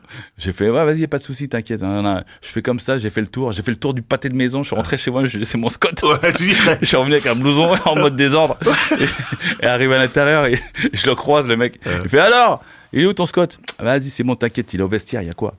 Ah ouais, tu laisses au vestiaire, toi, mais vas-y, c'est mes gars, y a pas de souci. En vrai, il était chez j'étais moi. bien chez toi. Pour te donner l'ambiance de ce Ah, que ça c'était- racontait, même quand tu penses que t'étais avec des potes, à l'époque, Ah, c'était c'est laisse tomber, compliqué. c'était une dinguerie. Et du coup, on fait nos premières soirées, mais pour faire nos premières soirées, Mhm. donc, comme je te disais, il y avait que les leaders qui étaient il y avait les Black Dragons, il y avait les Black Panthers, il y avait, bref, il y avait tout un Ouais. truc. Et nous, nos premières soirées, on s'est dit, faut qu'on mette la sécu de ouf. Donc, on a pris les gars du Globo, quoi. Ok. Et il fallait nous trouver un endroit. Et le premier endroit qu'on avait en tête, c'est un endroit classe. Mhm. Donc, on a choisi, à l'époque, à Porte-Maillot, c'était le chalet de je sais pas quoi, là. Bref, c'était l'endroit, genre, pour les soirées étudiantes. Ok. Et comme il y avait que des Renois, des Rebeux, des Mauriciens, les gopés, là. Et du coup, vas-y, Jean-Marie, je crois qu'il sort avec une blonde. Allez, c'est la blonde qui va y aller. C'était Valérie, la Valou. fameuse Valou, Valou. qui va, bien des années après, va faire l'âge d'or du rap français. Bref, Valou nous a bien aidé. En fait, elle arrivait, elle dit bonjour. Avec sa petite voix. Tu sais, sa petite voix, blondinette, gros 1, ça passe de ouf. Je vais faire une soirée étudiante. Non. Donc, grosse soirée étudiante, de prévu. Ok. Comment ça s'appelle cet endroit? Bon, bref, je vais me rappeler plus tard. Et du coup, on y va. Mais sauf que nous, on va pour faire une soirée hip-hop. Ouais. Mais on sait que ça va partir en couille. Donc, qu'est-ce qu'on a dit? Le New Jack commençait déjà à se mettre en mode. Donc, on fait soirée hip-hop New Jack Ouais. Pour adoucir un peu. pour adoucir le truc. Sauf qu'il fallait qu'on impose les costards pour les mecs et les robes de soirée pour les meufs. Waouh, c'est dur ça. Bah oui. Mais bon, gros, ça a Ça a joué le marché jeu de ouf. Ça a joué le jeu. Pourquoi ça a marché? Parce que déjà, les gens se sont dit, ouais, si on vient en costard, personne va se battre comme des chiffonniers, faut sortir le costard. Bah, Et les meufs arrivaient en soirée. Gros, la queue faisait laisse tomber.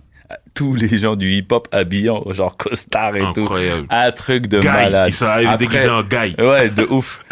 Mais t'avais quelques-uns qui étaient genre avec leur starter. Bon, bref, c'était ceux qui étaient habillés en classe, quoi, tu vois. Ok. Donc, du coup, on fait notre première soirée, mais que ça a tellement marché que c'était une dinguerie. Ok. Mais genre n'importe quoi, de ouf.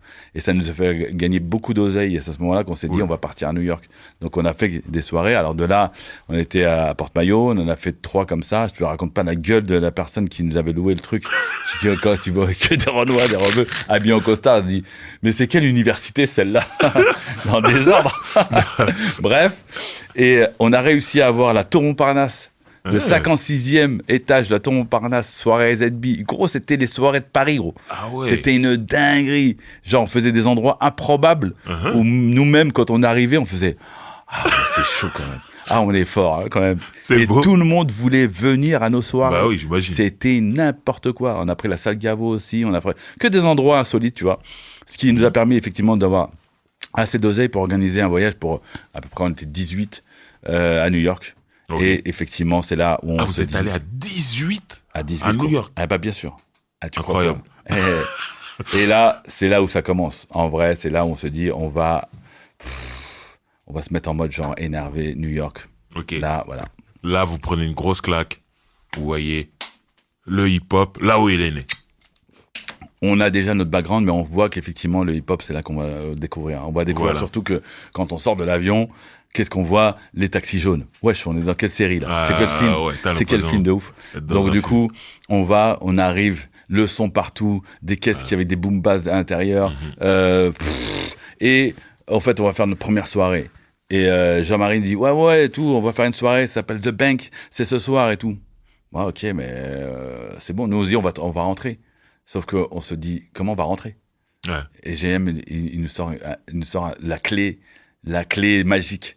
Ouais, je connais Lucien. Ah. le Lucien, Luck of Lucien de Tribe Called Quest, que Called j'avais Quest. l'album il y a 3 mois, Mhm. où je vois que ça parle français, qu'il y a un mec qui Ouais. s'appelle Lucien. Mhm. Non, sérieux. Oh ouais. Ouais, c'est là où je rencontre Lucien pour la Et première Lucien fois. vit à New York à ce Et moment-là. il est à New York. Là. Donc, Le mec- pour ceux qui savent pas, c'est un Français Ouais.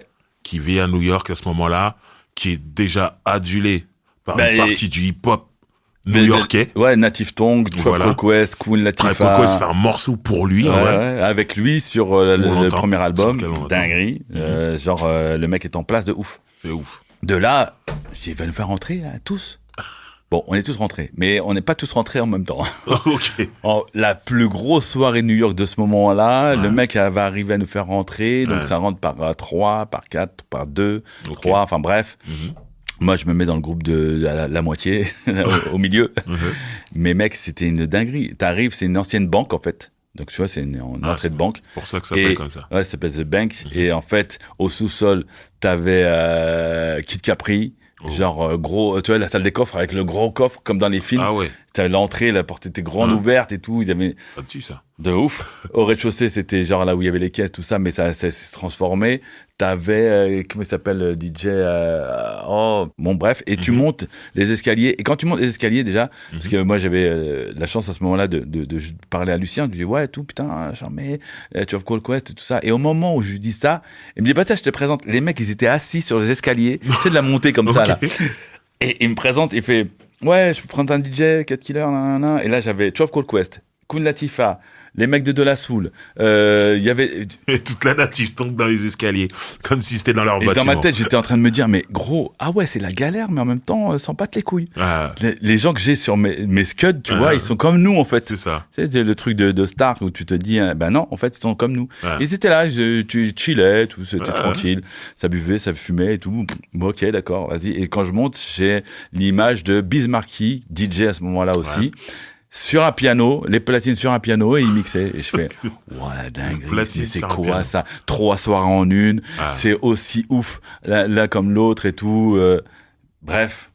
C'était Love Bug Starsky Starsky. au milieu. Voilà, je me Repose en rappelle de paix. ça. Je me rappelle parce qu'en fait c'était une dinguerie parce que c'était très old school au milieu. En bas Ok. c'était un peu new school et Biz Markie jouait un peu funky, breakbeat, soul Ok. et hip hop en même temps. Bref, parce que c'était des ambiances différentes. Eux ils avaient ça. déjà tout compris. Ah. Nous déjà quand on faisait une salle, déjà c'était eux ils avaient 3 salles. J'ai fait non n'importe T'étais quoi. au début en France. nous, Et en fait, c'est là où je découvre effectivement les mixtapes, c'est là où je découvre les disques et tout ça, parce que quand je vais à Beat Street, là, non, Rock and Soul d'abord, il y a c'est plus des murs de vinyle, et derrière la caisse, il y a les mixtapes, mais là où je suis estomaqué, c'est Beat Street à Brooklyn, où quand je descends au sous-sol, gros, t'as des murs, mais des murs, genre sur, je sais pas moi, 25 mètres, que des mixtapes, tu sais, quand ils sont comme ça, là. Mhm. Mais genre... En cassette, on parle. En cassette, on parle de cassette. Ouais. Et je me dis, oh, je regarde le nom des DJ, il y en a que je connais, il y en a que je connais pas. C'était répertorié entre hip-hop, funk, reggae, mixtape DJ, mixtape club, mixtape live. Je dis, ah ouais. C'est un marché, c'est un gros truc. C'est comme ça qu'en fait, ils se promotionnent les DJ. Parce que Ouais. moi, je fais déjà des cassettes, mais pour Mhm. des potes. Ouais, voilà. Quand tu fais une cassette pour un pote, après l'autre, il te demande une cassette, mais il dit pas le même mix que Ouais, lui. c'est ça. De temps en temps, tu te dupliques, mais vas-y, tu les donnes à des gars qui sont pas au courant. Ouais, Mais là, je me rends compte qu'en fait, là, c'est un business. c'est ça. Ah, vas-y, je rentre chez moi. Donc là, on est en 89. 89. Tu découvres la mixtape, en fait. Toute Ouais. l'industrie qui est autour de la Enfin, mixtape en non, mais 89. je découvre déjà le business. Ouais. Parce qu'en fait, on reste. Tu sais, à l'époque, tu partais pas à New York pour 2 jours. T'es resté, on est resté 12 jours. Ouais. Donc 12 jours, t'as le temps de voir tout. Ouais. Que les magasins de fringues, les Chinatown, le cuir, c'est les Delancey, Bronx, c'est comme Brooklyn, mais sauf qu'il y a des trucs différents, il y a des Ouais. sapes différentes entre les quartiers, Harlem, c'est différent, Ouais. bla bla bla. Bon bref, de ouf, tu comprends tout un game. Nous, on n'a pas de Footlocker, on n'a rien, on a quelques magasins, tu vois, donc c'est une dinguerie. Donc, et surtout, l'autopromotion des DJ, l'entrepreneuriat, c'est là que tu vois comment ça fonctionne, et c'est là où tu te dis, on est 10 ans en retard. Ok.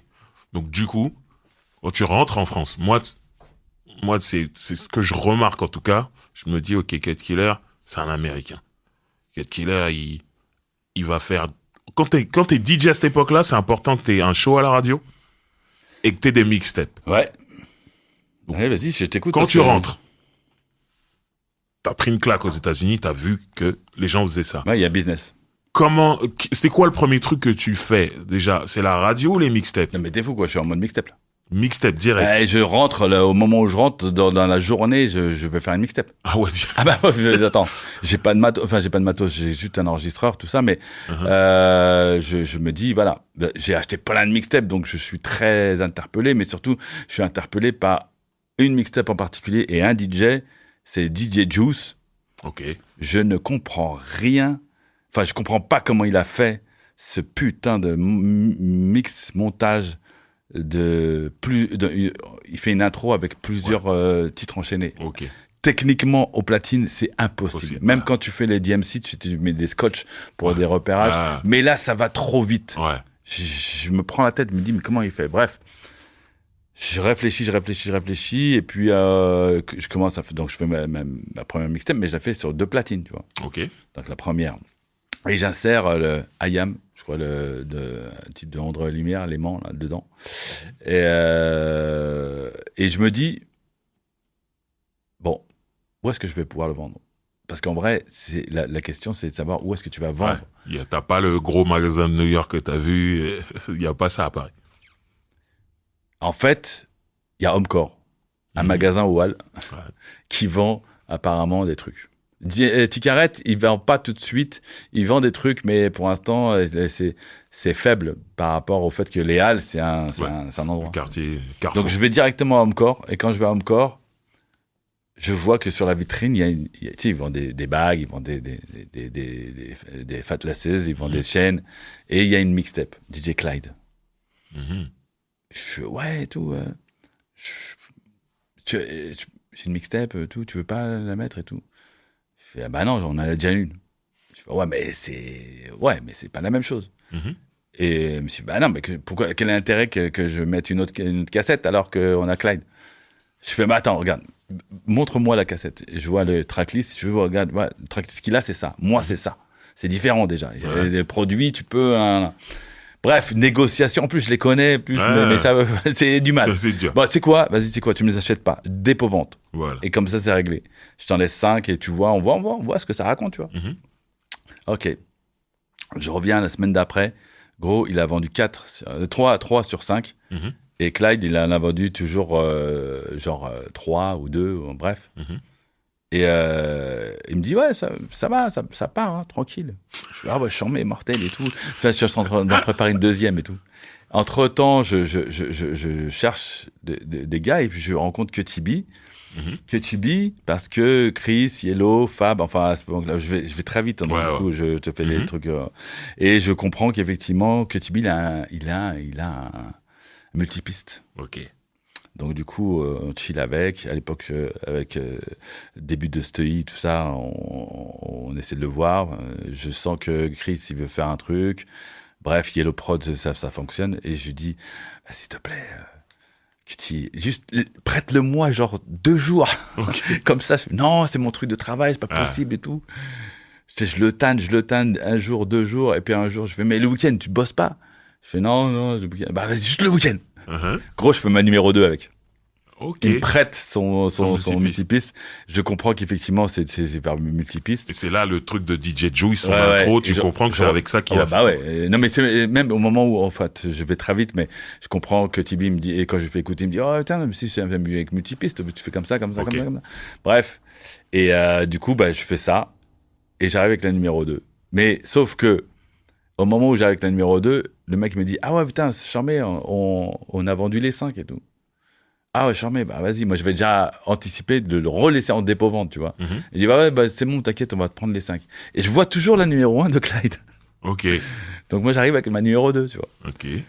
Et genre plus tard dans la semaine et tout, je recroise Clyde. Je fais, ouais, et tout, alors, ta numéro 2, tu la sors et tout. Il me dit, ah non, vas-y, c'est bon, c'est de la merde, business de merde. Tu as vendu 4 mixtapes, ça m'intéresse pas. Ouais. Bon, ok. Ah, moi, je me suis engouffré Ça te laisse là-dessus. le. Ouais. Sauf que je suis le seul à faire une mixtape qui représente cut killer dans le sens où j'apporte une plus-value plus que de laisser des scuds. Donc les intros déjà ça commence Les intros, et à tu parler. mets du rap français. Et je mets du rap français. Ça, moi, le truc qui m'a Et là choqué. ça part en couille là, le mec m'appelle à l'époque on n'a pas de portable, hein, c'est ambiance genre sur un fixe. Il me dit ouais et tout, j'ai vendu les 10 cassettes. Je suis bah ouais parce que je viens d'en laisser en dépôt-vente au puce. Et apparemment, ça commence à partir aussi. Ouais, vas-y, donne-moi-en 10 autres. Gros, je commençais à faire mon business de cassette. Là, c'est comme ça que ça a commencé, en fait, les C'est mixtapes. fou. Parce que moi, je me souviens de cette époque-là. Mon frère, il est connecté avec un IZB qui lui ramène des mixtapes de New York. Donc, du coup, mon frère me fait écouter des mixtapes de DJ new-yorkais. Donc, j'entends pour la première fois c'est quoi une ambiance de mixtape. Et un jour, mon frère, il me ramène une de tes mixtapes. Je crois que c'est la numéro 2. Ouais. C'est celle où il y avait MC Solar, l'ennemi a cessé d'acheter ses cassettes de KPDP avec tout le monde, là, avec ouais. Sage-Po, tout ça. Ouais. Je crois que c'est la numéro 2. Je Je sais pas si deux c'est ou la trois. 1 ou la 2, mais en tout cas, Non, c'est non, entre les c'est pas la une, Bah, sûr. c'est la Ouais. 2, alors. Il ramène ça, et là, j'entends, je me dis, ah ouais, un français qui a la même ambiance que les DJ américains, mais il y a du rap français dedans. Non, mais toi, t'as de la chance. Moi, quand je commence à faire mes trucs, au moment où on va à New York et que je commence à faire mes mixtapes, gros, je vais au hall quand je commence à me mettre en mode. Et ça va, je commence à être connu. J'ai bientôt Nova qui va arriver. Mais j'entends des gars, moi, hein, c'est pas quelqu'un qui m'a dit. Moi, je passe comme ça et qui avait acheté mes mixtapes. C'était avec Sound Record, on en avait laissé aussi.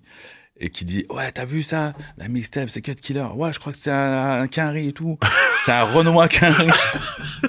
Moi je passe devant, je fais comme ça, je fais ouah la dinguerie, ça même pas. Il faut savoir que moi à l'époque comme j'étais trop introverti, les premières soirées, même déjà première après-midi, j'avais des casquettes mais genre j'étais baissé comme un Ah ouais. Donc, genre je voulais pas qu'on me voit parce ouais, que on savait pas qui t'étais. c'était ma seule manière de pouvoir contrôler ma peur. Ouais. Pour Et mixer. pour mixer parce que correctement. j'étais dans mon monde, donc je voulais voir personne en fait. J'étais Ah, comme ça. ok. Genre, je disais, ah, là, et donc du coup, les gens comprenaient pas s'ils Moi, voyaient. je t'avais déjà vu. Je savais qui t'étais. Oui, non, mais toi, oui. Et donc, Mais- moi, mais- quand j'étais en mixtape, je sais déjà qui t'es. Ouais, ouais. Et tout machin, mais je me dis, par contre, il fait le même boulot que les Américains. Mm. Mon frère amène les mixtapes américaines. Il me dit, il fait le même boulot, mais il met du rap français dedans. Je dis, Ouais. putain, c'est un truc de ouf. Ouais, c'est ça. Et moi, je rappe déjà. Non, c'est sûr que Donc, tu rappes, toi. donc moi, je me dis, Il y a moyen de. putain, un jour, faut que je sois dedans. C'est ça que je me dis. Ouais. Mais bon. Ça, c'est quand on arrive à la numéro 5, déjà, parce que c'est Ouais, encore autre chose. ouais, mais c'est ouf. Et du coup, je suis en mode en me disant, vas-y, ça marche trop bien. Et ça commence à parler avec ZB, tout ça. Il y a une embrouille avec Dynasty, avec Nova qui passe de vendredi à dimanche. Après, enfin bref, il y a un truc où l'ère Dynasty commence à être mis de côté parce Ouais. que, voilà. Je t'ai pas parlé du principe où on a déboulé avec ZB un jour. J'ai écouté l'émission en direct, je m'en rappelle très bien. Ah, dégueulasse. Je m'en rappelle. Et j'ai Loïc Dury qui m'appelle parce qu'on se côtoyait. Tu sais, ça va très vite. Hein. Les Mathieu Kassovitz, les Vincent Cassel, les assassins qu'on voit de loin, les Fab, les Solos, tout Ouais. ça, on les connaît en fait. C'était des. Ouais. C'est pas comme si c'était déjà. Il y a que les NTM qui sont relous parce que voilà. Mais à l'époque, ils étaient pas. C'est pas des rappeurs. Mais quand ils deviennent rappeurs, c'est encore pire. Bref.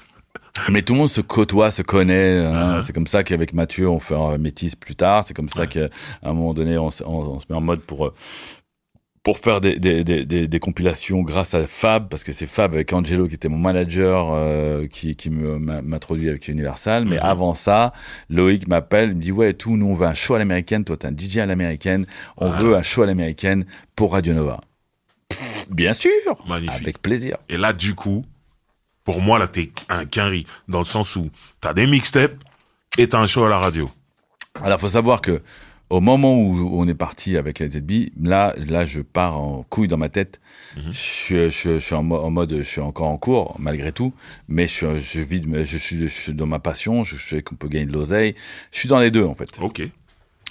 Sauf que mon cursus scolaire, il est un peu technique parce que je fais une cinquième, j'ai une moyenne passable, mais pas assez pour passer en quatrième, sachant que mon pote Pedro, qui est dans la même classe que moi, lui, il a 19 de moyenne, il passe en quatrième. Je comprends qu'en fait, socialement parlant, on nous met dans un ghetto, donc je fais un CAP compta, BEP compta, en parallèle.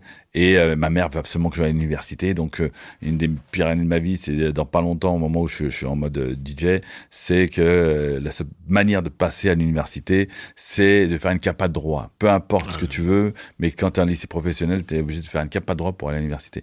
Donc, je fais une capa de droit, mais genre, la pire année de ma vie, en moment où je faisais des soirées, en mode, il faut que j'apprenne du par cœur. Mais bon, ma mère, en gros, ça passe avant tout. Donc, je fais ça.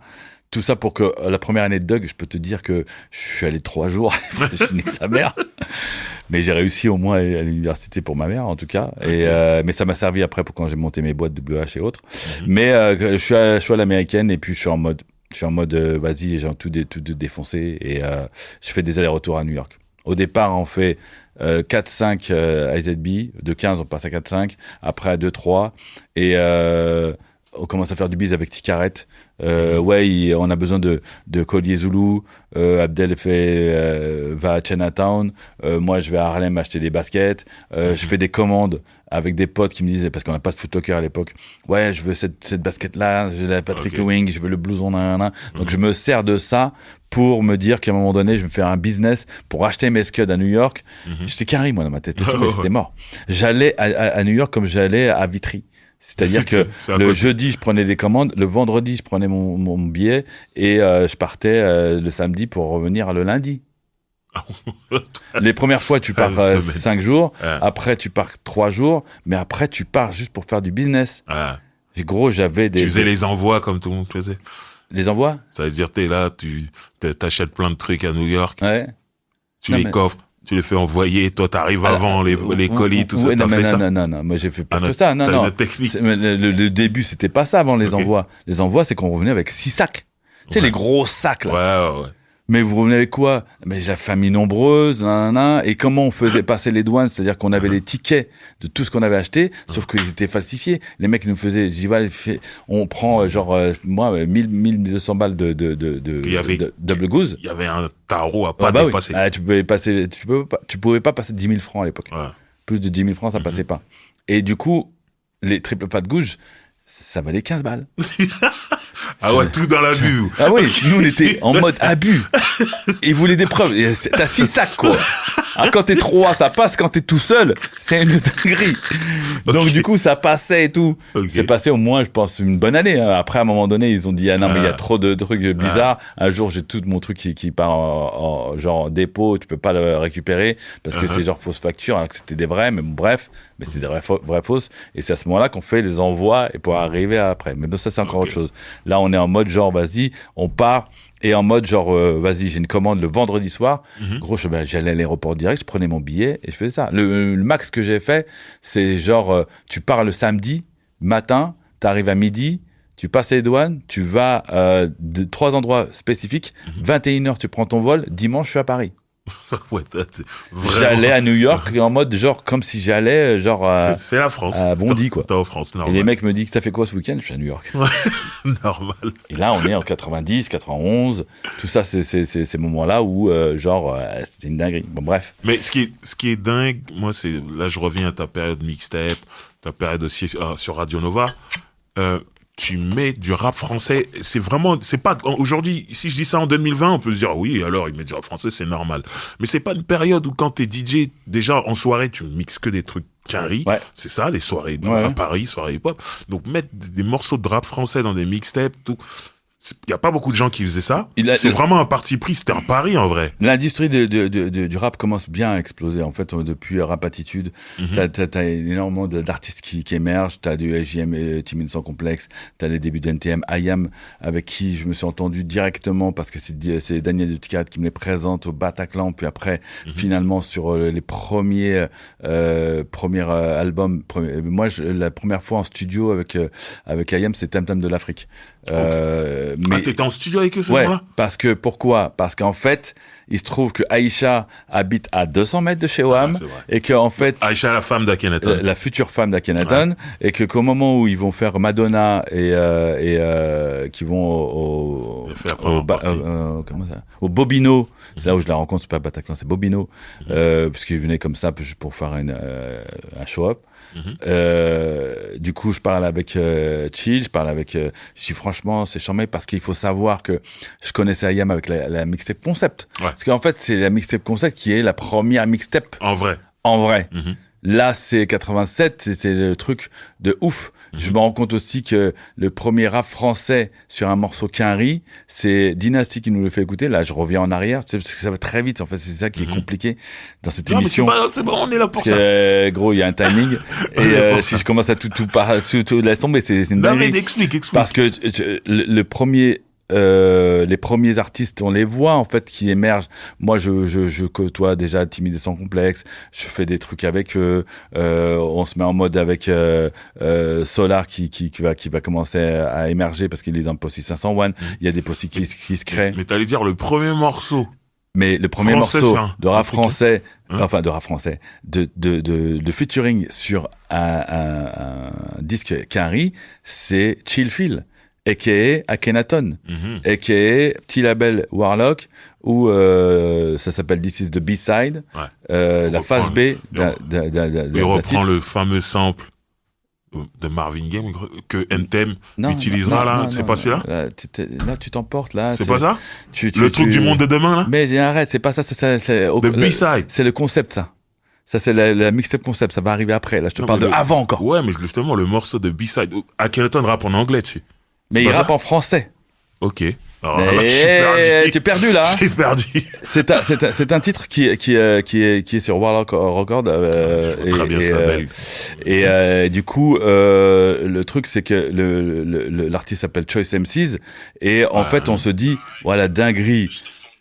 Et on a un titre comme ça là, tu vois. Ah ouais. Mais c'est à l'époque à l'ancienne. Et en fait, et quand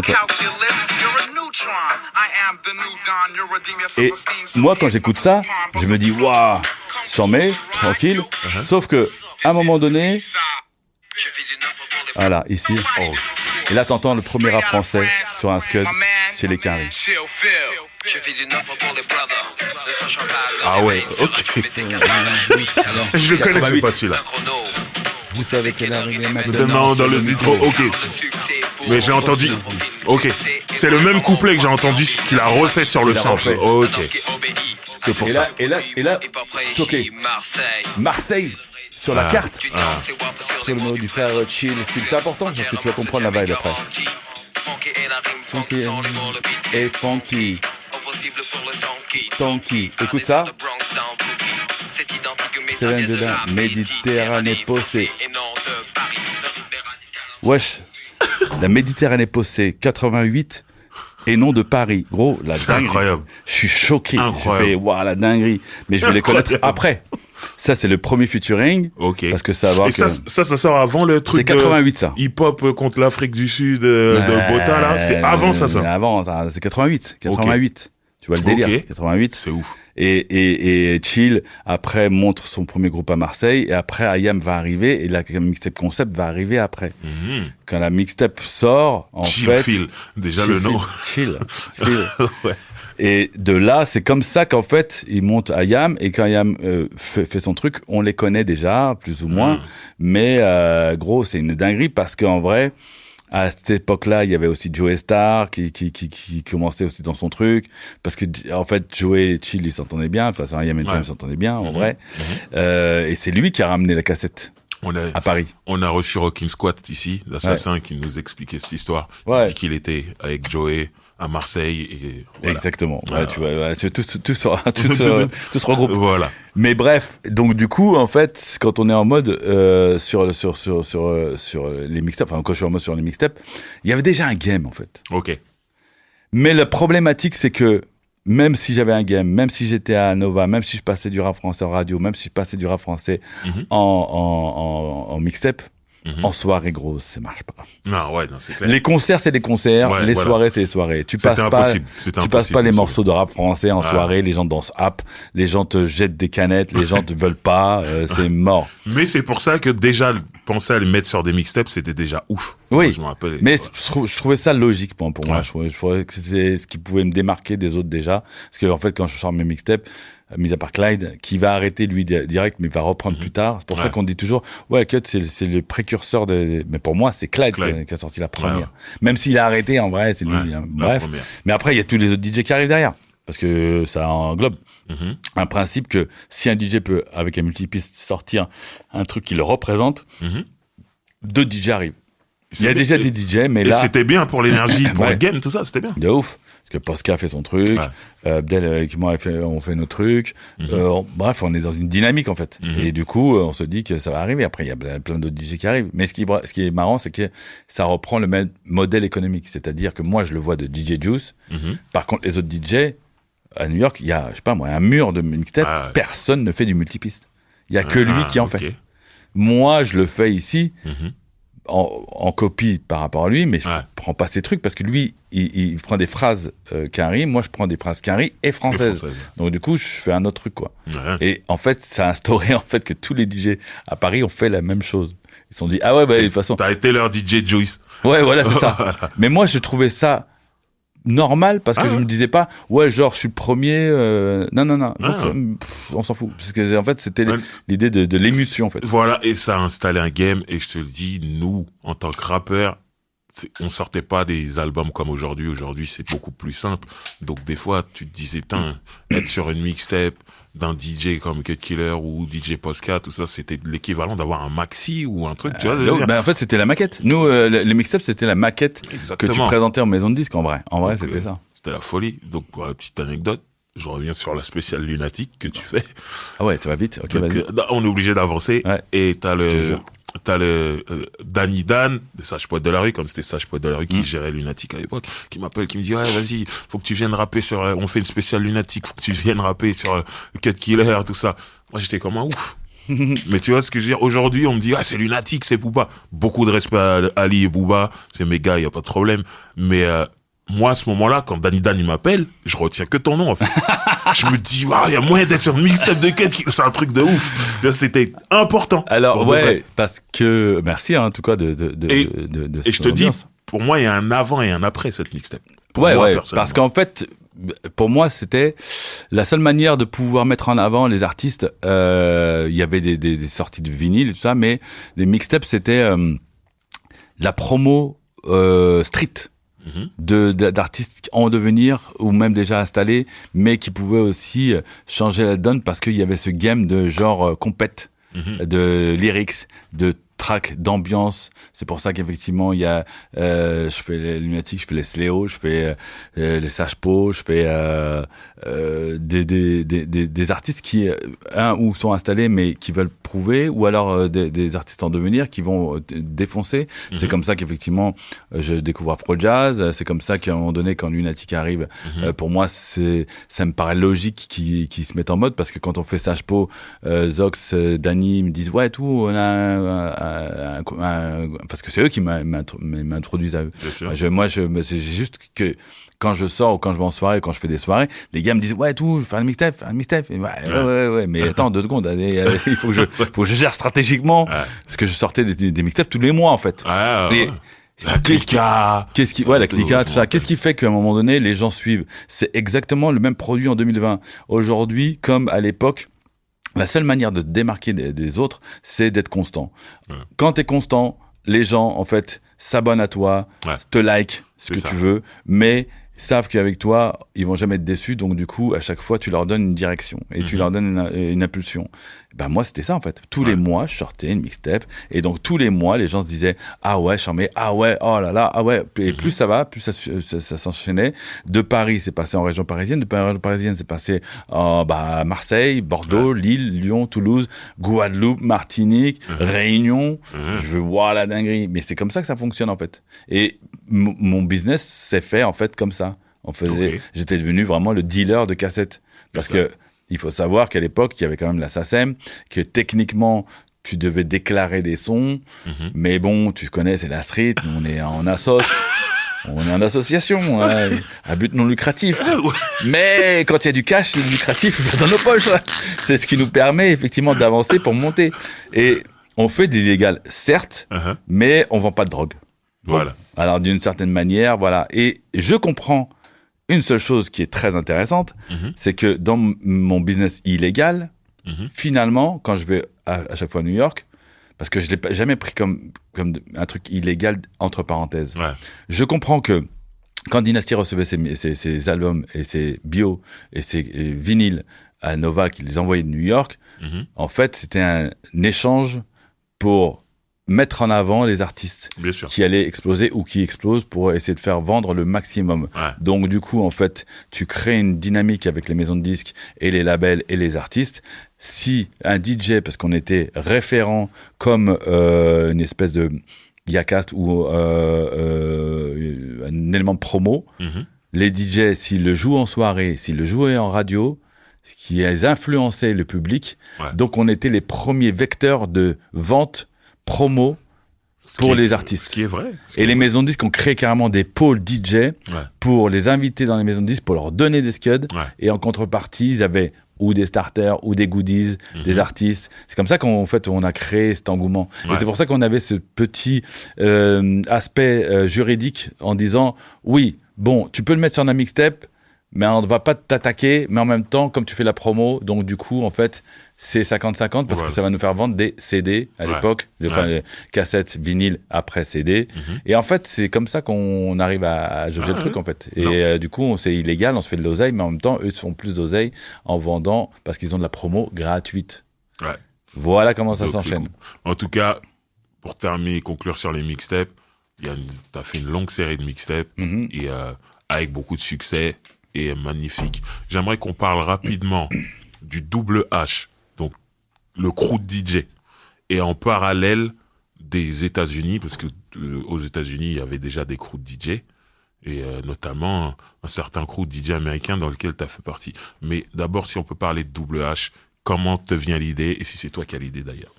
T'as vu ça, c'est moi. Ouais, je te pose la Ouais, question. qu'est-ce qu'il y a, il y a quoi? Je pose la question, c'est une question. Je fais des allers-retours Paris-New York, je rencontre beaucoup de gens, et surtout je rencontre une teuté avec qui on s'entend super bien, DJ E9.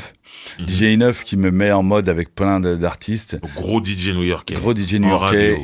il est à Kiss FM. DJ de Biggie. aussi. Mais pour Faut l'instant, là, il est. À ce moment-là, pas encore. Si, Ah, déjà il y est, mais je comprends pas encore le game. Pour moi, Biggie, c'est Mr. C.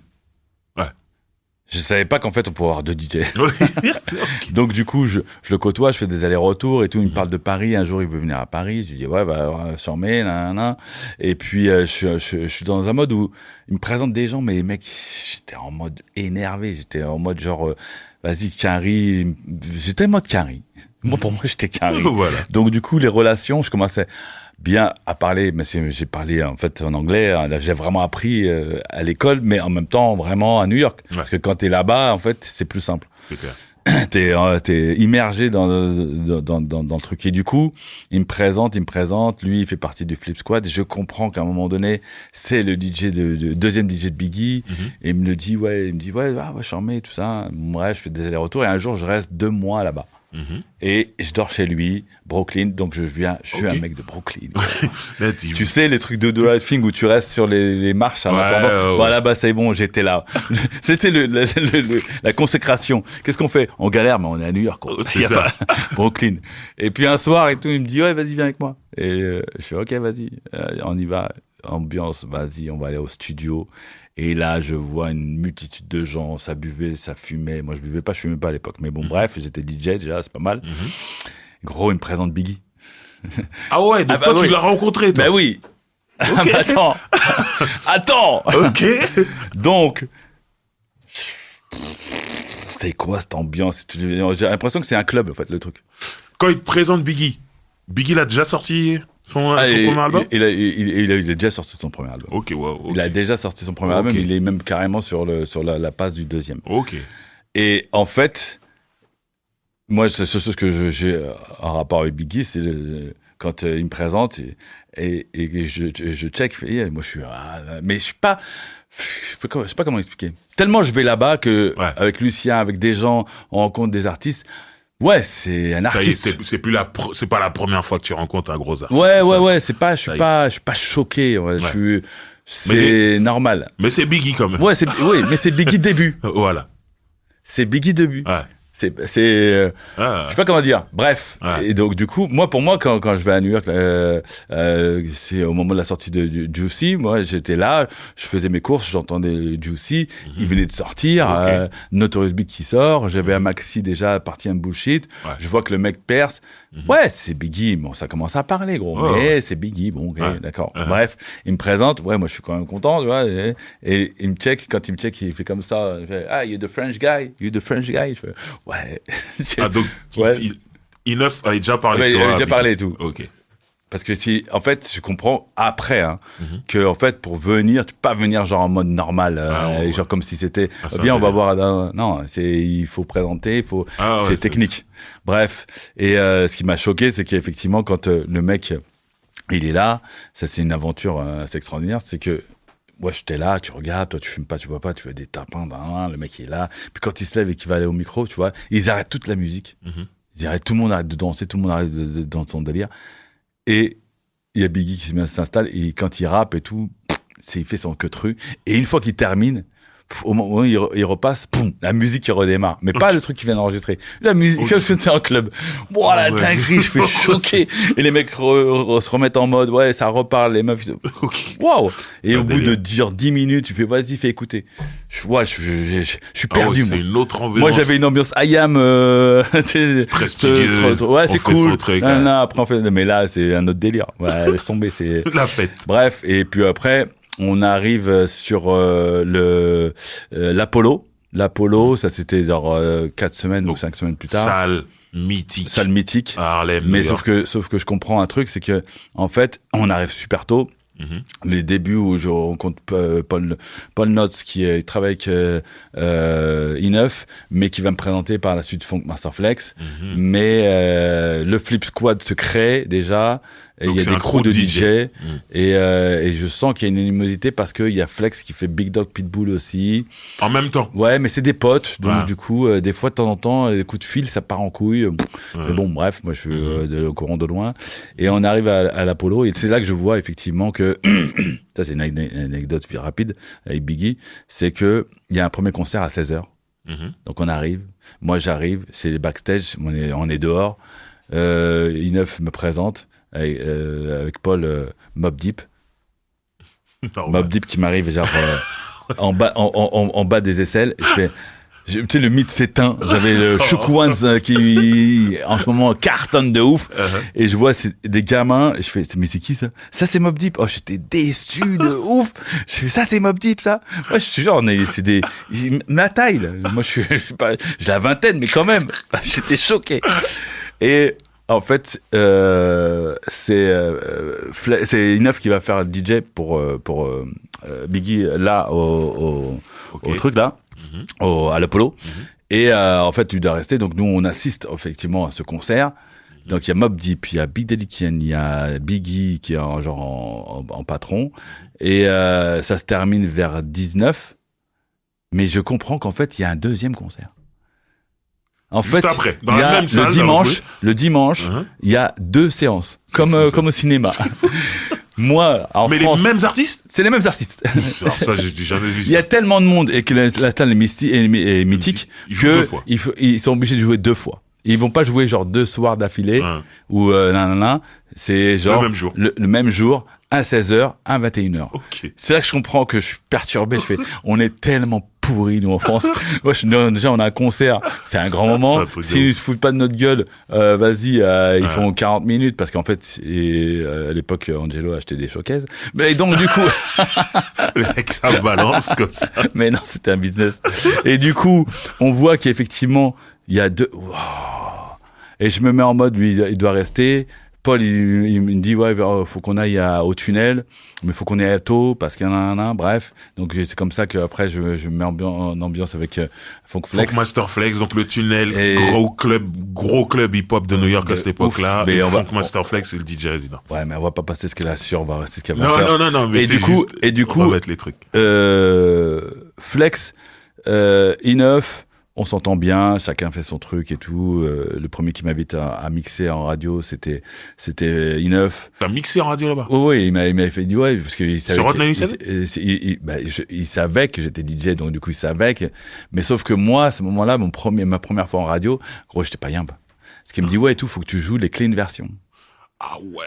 Ah, mais nous en France, on s'en fout On des s'en clean fout, versions. nous. Nous, on a les versions genre ambiance Avec les fuck avec you les et fuck. tout. Moi, je fais ah ouais, attends 2 secondes parce que là ça change mon set. Tu sais les trucs qui sont. Bref, j'ai fait un set et tout ça va, mais j'étais déçu parce que je savais pas. Parce que des fois il me faisait et je fais tu vois. Ouais. C'est le premier truc. Et après, c'est Flex qui m'a laissé jouer aussi à 107. Et m'a même laissé jouer au tunnel un jour en Ah ouais. mode désordre. Genre, il y a une embrouille de ouf. Et moi, je portais ses scuds et j'arrivais. Et puis, c'était quand même début de soirée. C'était pas en plein milieu quand même. Genre, ça faisait une demi-heure. Et donc, ça rentrait, tu vois. Mais sauf qu'à un moment donné, il me dit vas-y, prends les platines parce que là, j'ai une embrouille à gérer. Normal. Là, je vais jouer au tunnel. Avec pas genre les platines genre normales parce que lui il les a d'une manière, c'est les a en truc et puis le truc ça bouge de ouf et surtout la table de mixage c'est des rotatifs. C'est pas des crossfaders. Oh, ok. Ouais, je la dinguerie. Lui fait comme ça. Bah, il fait des passe-passe. Moi, j'arrive à faire un scratch. Déjà, c'est un grand moment. Bref. Mais il m'a laissé 20 minutes. Les 20 minutes les plus hardcore de ma vie, mais en même temps les plus ouf parce que j'ai C'est mixé au le tunnel. Ouais. Bref. J'ai joué un truc qui se jouait au début, enfin bref. Et en fait, le crew des DJ, c'est comme ça que je vois qu'effectivement, il y a des crews. Et moi, quand je vois ça, je me dis, moi aussi, je veux faire un crew.